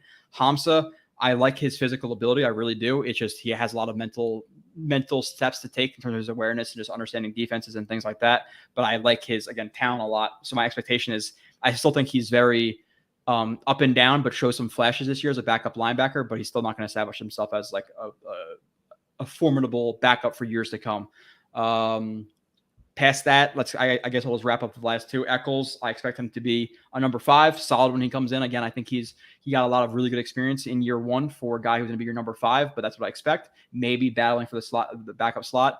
Jonathan Marshall, my expectation is that he makes the roster and is playing 15% of snaps, but I can also see him being cut easily too. So lumped 4 guys in together, which isn't always necessarily clean, Kyle, but you want to hit that? Yeah, so with Jonathan Marshall, I said, I'm still waiting to see that insane athleticism. Not sure I will. People like to, he's got an insane RAS score. Yeah, well, I didn't really see it on tape in college or in the NFL. Pinnock, I said exactly what you said. I said fans are going to be disappointed. Eccles, yeah, I mean, like just based off of amount of playing time, I don't think we can expect much, but when he comes in, he should be solid, I guess. And who was the other one that you talked about? Oh, we talked about Sherwood, Eccles. Was it? Oh, Hamza, right? Not Hamza, yeah. I think I missed on Hamza. Hamza, he's interesting. I said I honestly don't know what to expect because he's playing a new position and he barely played last year. So like, and he like, dude, watch his college film. You see some Jamal Adams type moments there where he just comes in like a missile from the secondary and just decleats somebody. But then you also see those mental lapses, and it's like, okay, if I'm seeing that in college, I'm expecting that I'm going to see some of that with a young player in the NFL who's also making position change, but then he barely played last year. So it's like, I don't know what to expect. I really don't. Large range of outcomes. Yeah. I really did like his FSU tape in terms of, again, just his athleticism, but moving on, we'll do the 2022 class really easily because they barely played. So our expectations we've been talking about for months at this point. Sauce Gardner, and then we'll get to the chat for at least 20, 30 minutes. I'll try to fly through, Kyle. But Sauce Gardner, we're expecting him to establish himself. At least at first, he might struggle a little bit, but I expect him to establish himself as a starting level corner and even potentially show flashes of being a very good corner. So I expect him to be maybe a little bit below average and climb up to average plus average towards the end of the year. I think at the last couple of games, he's going to be talked about like, okay, he's a stud. Maybe necessarily not Surtain, but could he do Surtain type level stuff? I think he could. But I'm expecting him to be looked at as like a superstar or a future superstar, maybe not year 2, but maybe year 3 after Sauce's first year. Rookies in general across the league struggle no matter what position. I mean, definitely less so running backs. Just think of it, dude. Week 1, 2012, Stephen Hill was burning Stephon Gilmore. Stephon Gilmore is going to be a borderline Hall of Fame player. Borderline. I don't know if he'll actually make it, but I mean, he's a Super Bowl. He was Defensive Player of the Year. I mean, Stephen Hill was roasting him week 1. So it is, corner is a tough position to play. Rookies are obviously going to struggle earlier in the season. Quarterbacks, when they realize they got a guy who's kind of still learning the defense, they pick on him. So could Sauce get picked on if like he's going at like week 3, Joe Burrow and Jamar Chase? Jamar Chase and Joe Burrow have been playing with each other for years, right? So might they try to pick on Sauce? I mean, maybe, but I wouldn't want to try to pick on him. I wouldn't test your luck too much. I wouldn't test him, but you never know. You never know. But I'm such a huge fan of his skill set and his game. But yeah, it makes sense that he's going to be better later in the year. But I think that he's going to be, when all said and done at the end of the year, definitely a plus starter. And I think real serious shot to make the Pro Bowl this year, which again, like next year when we're doing the top 25 list, he should be in that top 5. Oh, if he's not in the top 5 next year, let's just say I'm going to be very disappointed. I'm excited to do that list. I really am. I'm very shocked. If you don't have anything else to add, Kyle, I want to do. I know we're trying to go through it quick. So yeah, Garrett Wilson, I expect him to be the number 3. Again, I think Corey Davis, Zach struggled early on. So when Corey Davis was dropping balls, it was really exemplified, even though obviously it was a bad year, but I think he kind of averages out to the norm where he's not really dropping as many balls. So I expect Garrett Wilson to be the number 3 receiver, get maybe, 600-700 yards, maybe even 500 to 700 yards, let's say. Because I'm expecting him to be probably the 5th or 6th option on the offense. Like I think in terms of targets, again, you're seeing Elijah Moore, you're seeing Corey Davis, you're seeing Breece Hall, maybe Michael Carter, maybe Conklin Uzama. So he's floating in like that 4 to 6 range in terms of his usage. So I don't think he's going to be targeted too much, but I expect him to play slot early, to struggle a little bit in terms of like getting off a press if he is put in that situation. But I expect to see some flashes with Garrett Wilson, but not necessarily consistent week to week. Yeah, so I actually was a little surprised that Elijah Moore struggled early last year. I thought that he was going to start way faster than he did. It really kind of took him to like the second half of the season before we really start to see him come into his own. And I think that Garrett will also kind of start off the season a little slow, but maybe for different reasons. I feel like Elijah Moore, I put some of that on the coaching staff with how they were using him. Well, if you watch the review too, but I highlight in that review, he was actually probably better than we thought he was. Yes, true. But I feel like some of it was also like mental, not so much physical standpoint. With Wilson, I feel like with his struggles, it might be some more like from a physical standpoint, not so much like understanding the playbook or whatever, but like for example, like getting out of his breaks and the overstriding and stuff. Like I feel like he's got to work on some technical things. But honestly, sure, yeah. he should struggle less than Elijah did because he's not option 2. Exactly. You took the words out of my mouth. So he should start faster in theory, but we'll see.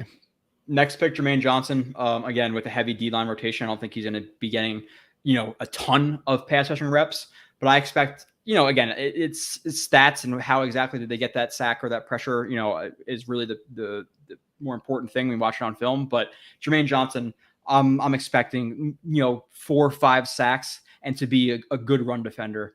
And then maybe he's, listen, could he be a guy who is technical and strong, that Cam Jordan type comparison, which I don't necessarily agree with, and get 10 sacks a year? Sure.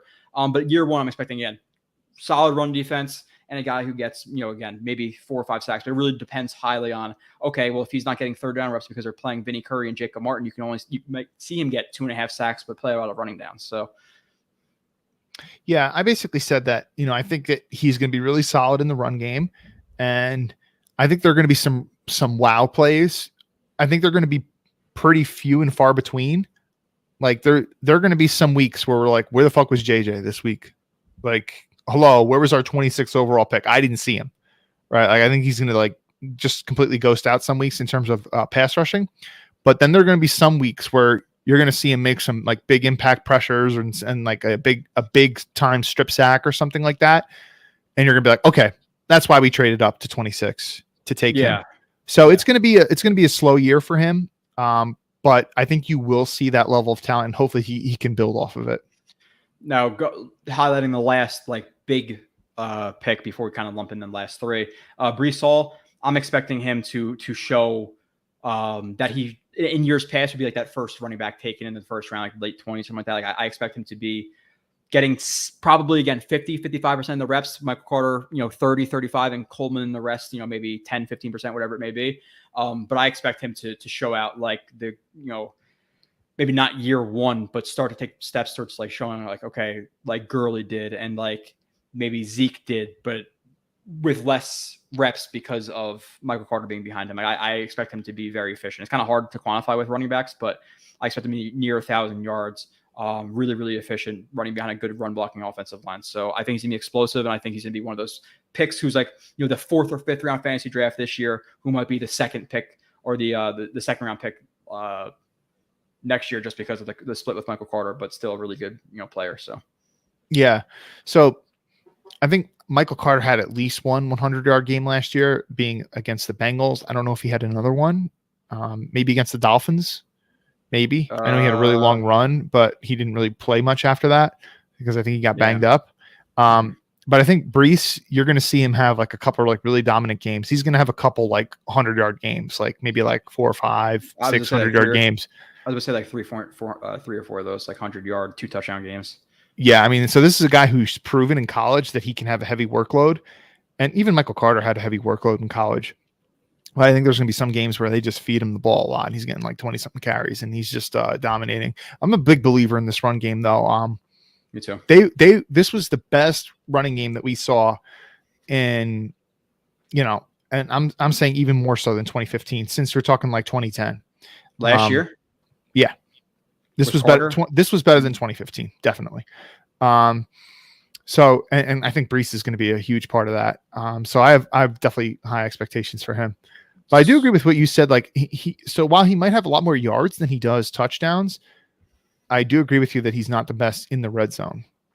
Oh, in the review, yeah, he gears down into contact a little bit in the red zone. So I like honestly, right now, Kyle, and people might think we're crazy for saying this, but like 4th and 1, 8, dive duo tight zone. I'm taking Michael Carter to get a yard over Brees. To be completely honest, just in short yardage. Brees tends to run a little bit high and gear down at that stuff, where Michael Carter runs the shoulder down, just will fight for that 1 yard.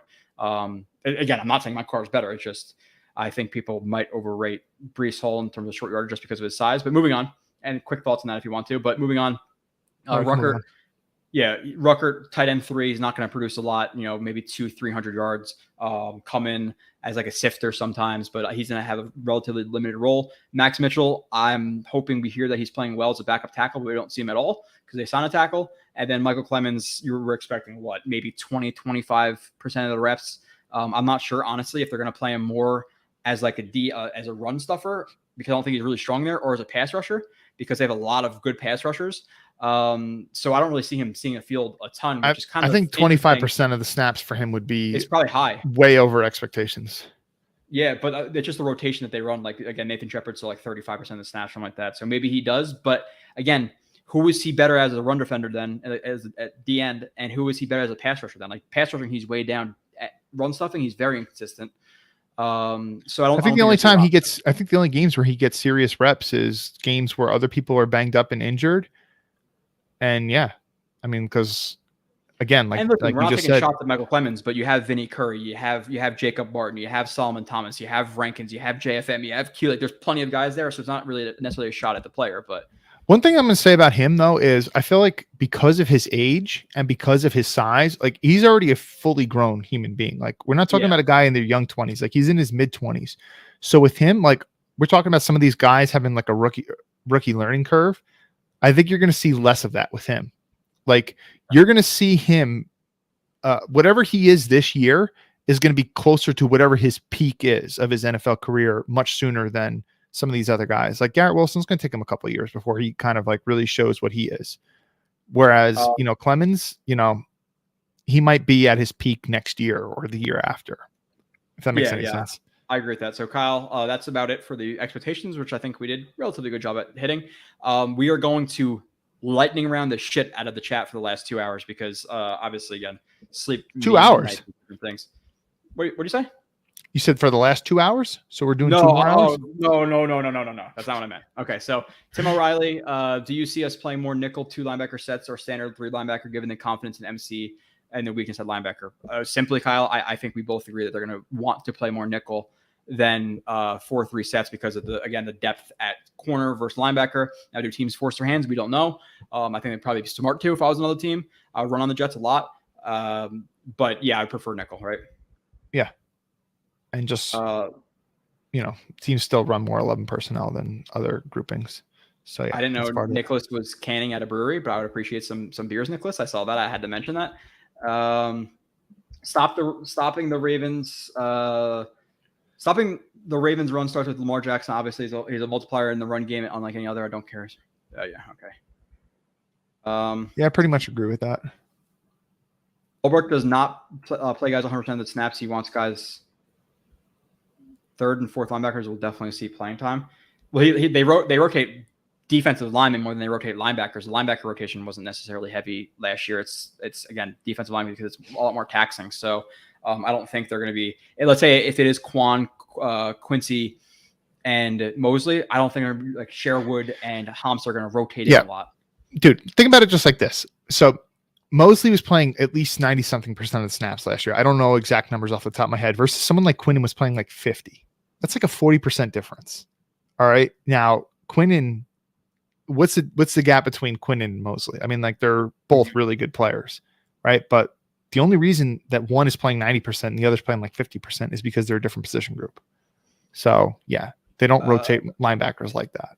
Rich asks, to me, it's nothing. I think he asked us about this in the past. So hope he's listening to the beginning again or whatever. But to me, it's nothing to do with who's better at left tackle. It's about the best pair. Fant was much worse at right tackle, like it or not. Best combo, I'm guessing, is Becton right tackle, which I'd honestly probably agree with that, Kyle. Like if you're telling me what's the better pair of tackles, Fant left tackle, Becton right tackle, or Becton left tackle, Fant right tackle, I'm taking Fant left tackle, Becton right tackle, even though you prefer, because Becton's younger, him to be the left tackle for the future of the Jets. But this year, the best combo is probably Fant left tackle, Becton right tackle. I don't know if you disagree. Well, here's what I'm going to say. There's no doubt that George Fant is clearly better on the left side. His Seattle tape showed that. His Jets tape showed that both years. Yeah, which by the way, here I want to highlight that comment for that. I have no doubt about that. But my problem is I know Becton did play some right tackle in college. I didn't really see any of his reps at right tackle. I only watched his tape from his last year in college. So it's been years since he's done it, and he's never done it in the NFL. So yeah, there's also the future thing too. But are you convinced that Becton won't take a serious dip in play if you move him to the right side? Because that's also something you got to consider. Yeah. So what's your I don't know. What is your verdict on what's the best combo?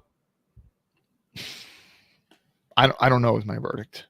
I guess we'll see what training camp says. Gun to your head, Kyle. We can't be doing that stuff right now on a Okay, I'm gonna stick with Becton at left. Fine. Because I know that Fant can be decent. I know that in the NFL, Fant is at least pretty solid on the right side. I don't know that Becton is pretty solid on the right side in the NFL because I haven't seen any evidence to support that. From Pirlo, do you see the Jets carrying three running backs, Brees, Carter, Coleman? To me, oh yeah, definitely. All of them are going to make it. I see four, and I'm going to say the fourth is going to be between Zonovan Knight and Austin Walter. Cal? Yeah, Ty Johnson was pretty disappointing. I could see Ty Johnson making it over those guys. So, Ty Johnson got a decent amount of burn also on third and longs last year. Think about like that Colts game where he scored like a long touchdown. Even though he's not a great receiving back, they did put him in there a decent amount. So just from the sheer amount of reps that he's already been given, I think that he's probably got a better shot to make the team than some of those other guys. But yeah, those are definitely the top three backs. And like after Coleman, there's a big decline. I think. Kyle, I think we'd both bet a fair amount of money the Jets are going to win more games than the Seahawks. Yes. Joe Grana, where does an ascending cager fall on your depth chart? He falls off of it and he's not on the team. Maybe he's on the practice squad. Kyle, would we agree with that one? Yeah, I never really was a fan. What's up, Daniel? What's up, Steven? Again, I see some people saying hi. Sorry, I'm not highlighting it, but I just want to get to the questions. Okay, keep moving on. Baker will be an average starter, just like he was when he was healthy in Cleveland. To me, I disagree with that. He was healthy 2 years ago with a really solid offensive line, really solid run game, and Stefanski as the head coach, and he was not average 2 years ago. I know he was banged up last year. 2 years ago, he You're was talking healthy about and he was not average. the best running back duo in the league. You're talking about a top 5 offensive line a couple of years ago, maybe even now, and you're talking about a receiving core that featured Jarvis Landry and Beckham.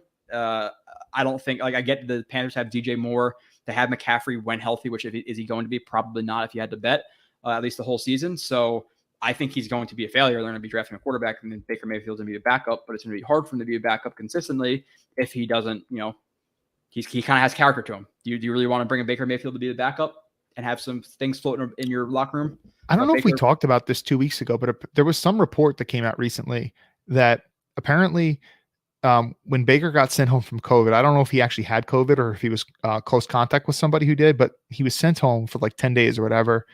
And he was playing like 10 hours worth of video games per day. And he wasn't preparing for the game plan. And then they got blasted by the Packers when he came back because he didn't know the game plan. I don't know how much truth there is to that report, but I do know this. I do know he is a big video game player because I remember people kind of talking about, and like, he seems like he would be immature enough to do something like that. So I don't know. DMARS, Mims just needs to learn the playbook inside and out, and he stands a good chance. I think that's a lot easier said than done, to be honest. Somebody said his team is playoffs or bust. I would say competing for the playoffs in the hunt or bust. But not. If Deshaun Watson is suspended for a whole season, that will increase the Jets' playoff chances, because Cleveland is definitely a team that's in contention for a playoff spot, but not without him. Yeah, I agree. And the AFC is stacked. If you replace the Giants with the Jets, I would be much more faithful in the Jets making it in the NFC. But DMAR says he could. We have Steven says 7-8 wins is a good season for. I agree. See us starting slow. I agree. Again, you're talking about a run defense that was not strong last year, playing a division that's very run centric. Jets Gang says, what if Bryce beat out Reed? He's not going to. Kyle, I would put that like 1,000% chance. Reed is a better player than Bryce. I like. And he's got a much bigger contract too. He's not beating him out. Yeah, no, it's not happening. Okay, let's keep seeing or keep scrolling down. I'm scrolling through really, really fast. I'm only seeing stuff we didn't really discuss, and taking it from there. NJZ, any concern with JD's appreciation for positional value? He used 1 first, a second, 2 thirds, 2 fourths on 3 running backs and a guard. I have to really do the math of all that, but he took a running back in the 4th. I'm not mad at that. I think the running back taking it this high this year and trading up for that was because he thought it was like the final piece of the offense, which I'm fine with. Again, especially with a young quarterback, now you have Breece Hall and Carter to lean on. Maybe if he's struggling a little bit, or just take advantage of it in general. It's a good way to run an offense. So, and then with guard, AVT was the best player at guard in the draft pretty securely to me. So to trade up and get that guy for your rookie quarterback instead of like Mike McCagnon drafting Nathan Shepard after you get Sam Darnold, I'm fine with him trading up for guard, because while guard isn't as important as tackle, having a good guard is pretty fucking important to me, Kyle. Like offensive line. I get tackle's more important, but guard is also very, very high up on my priority list as well. So this is a point that co-owner of Jets X Factor, Robbie Sabo, has made time and time again, is that, if you don't have a really solid offensive line, it really kills the development of young quarterbacks. So it was really important to also, give a solid offensive line to young Zach. And the thing, and I'll say this over again, is, there's such a between upper level guard play and offensive line play in general. There are so many bad offensive linemen across the league that, if you're stuck with like an average offensive lineman compared to like a really bad offensive lineman, there's such a huge gap. So, if AVT can be like top 10, like we're saying, like that's huge. And in terms of the running back thing, I say draft a running back every year because you always want them young. So, maybe not in the 2nd and 4th round all the time, but at least 5th, 6th, 7th, whatever. Joe Douglas cannot be taking early second round running back next year. There's no way. After you took Breece, you can't take a second round running back next year.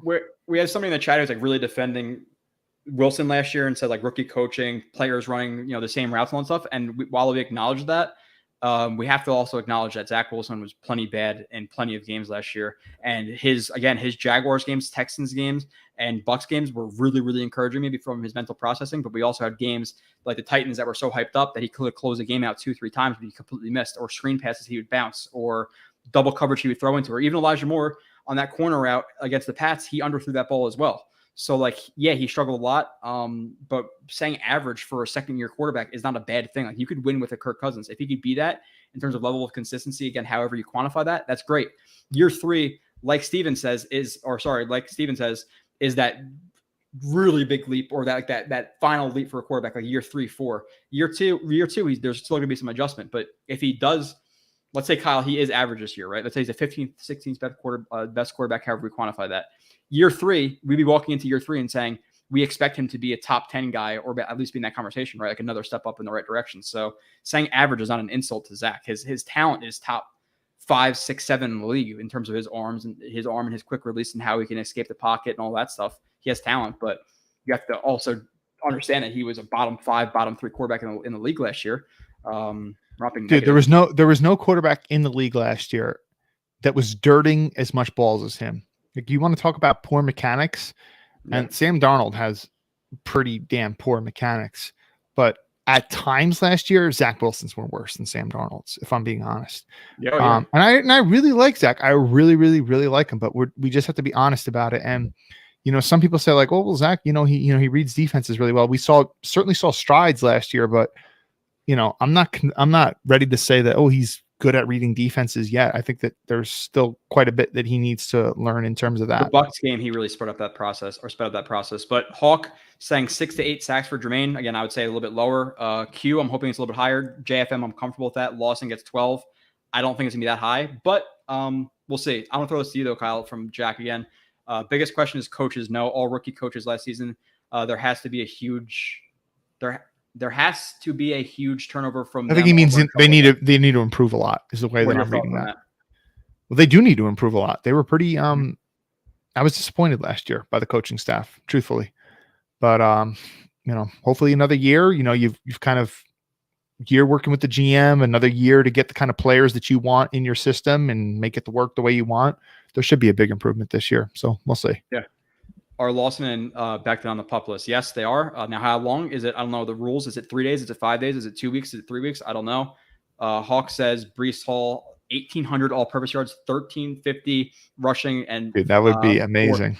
Listen, to me, like at that point, Carter's not really playing a lot. So I think it's going to be less because of Carter. I think Carter deserves more touches than that, but could I see it happening? I guess, but I wouldn't. Dude, imagine Brees had that stat line and then Michael Carter also had like 900 yards rushing.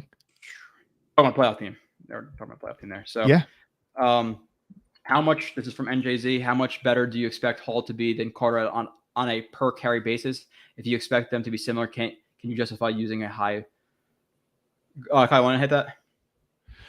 Okay, I didn't read the second part. If you expect them to be similar, can you justify the use of a high second rounder on Hall? Yes, absolutely, because it's a 2-back league. Yeah, sure. You have Derrick Henry, who he's kind of like he's first of all, he's really big, and I feel like that's one of the reasons why he's been able to sustain so many touches over the years. But you finally saw kind of like it catch up with him, and he was on the shelf for most of last season. And even Christian McCaffrey was like this third down back who never went off the field. And now he's been banged up recently. So it just, running back is such a brutal position. Like you're talking about, you have 300-pound guys, several of them falling down on you every single play. Like you are going to get banged up. So even if Michael Carter is good, and he still missed some games last year. And not only, on any given game, are you going to want to have at least 2 backs because you want one guy to be fresh. But just because of the injury standpoint, you also want to have another back. So you absolutely, even if you think that Carter is legit, which we do, it still can mean it. Now, granted, if you have 2 good guys this year, are you going to want to spend a second rounder next year? No. Like is Kareem Hunt too much to Nick Chubb? Nick Chubb is one of the best running backs in the league, if not the best running back in the league. So if you could have guys who are more rested, it's going to be you're going to be more effective on a per snap basis in terms of just maybe the yards per carries and things like that. But Kev says, hey, long time. Would you have still picked Sauce over Icky? We have no Moses to save us this year. To be short on this, yes, because I'm willing to take the talent of Sauce with the risk of Becton than taking Icky and not having Sauce. And I also think, they don't have Moses to save us this year, but I think they do sign a backup tackle who probably won't be as successful if forced to play than Moses was.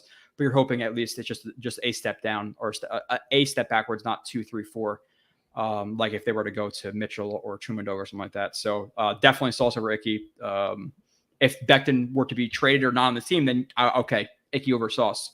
But I'm very comfortable with Sauce pick. By the way, I know that we're pushing this to next week, but we're talking about potential signings that the Jets still need to do.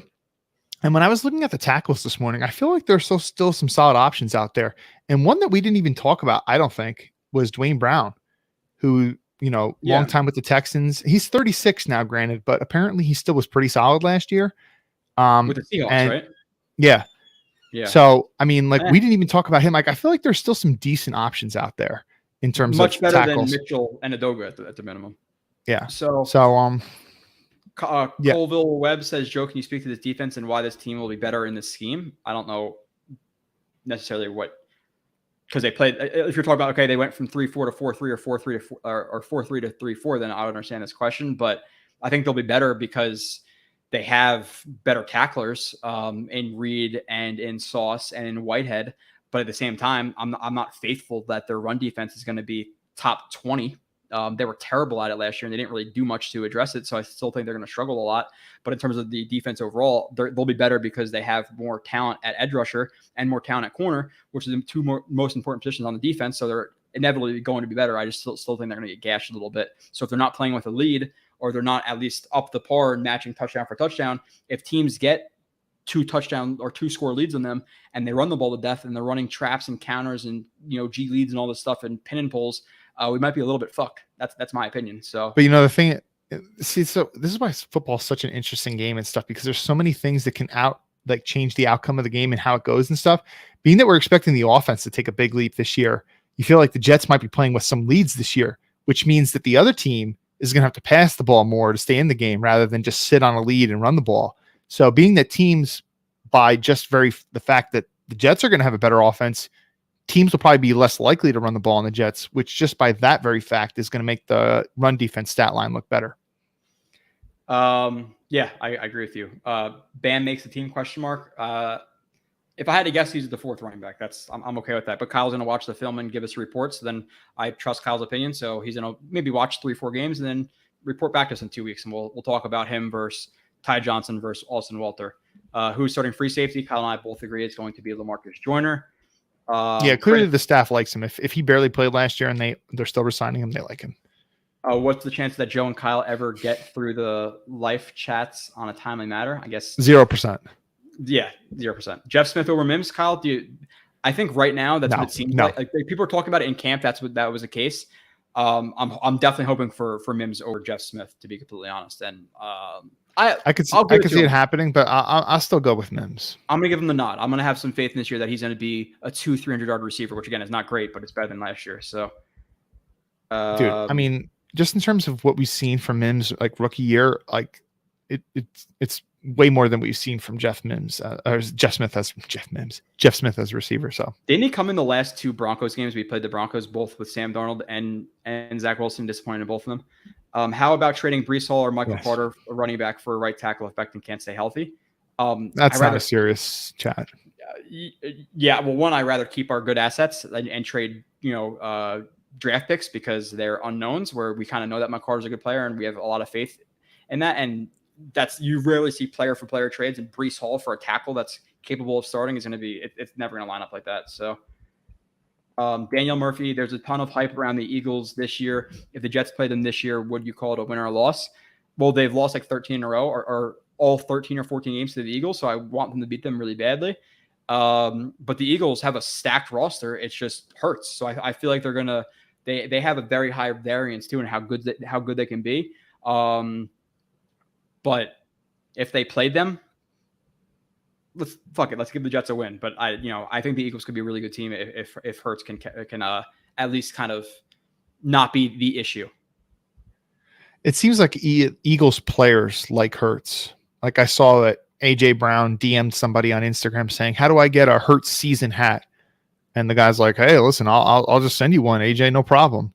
Right. So, but plenty of receivers support their quarterbacks at least before the season starts. But yeah, I think Hurts is a big question mark, but they do have a really good roster overall.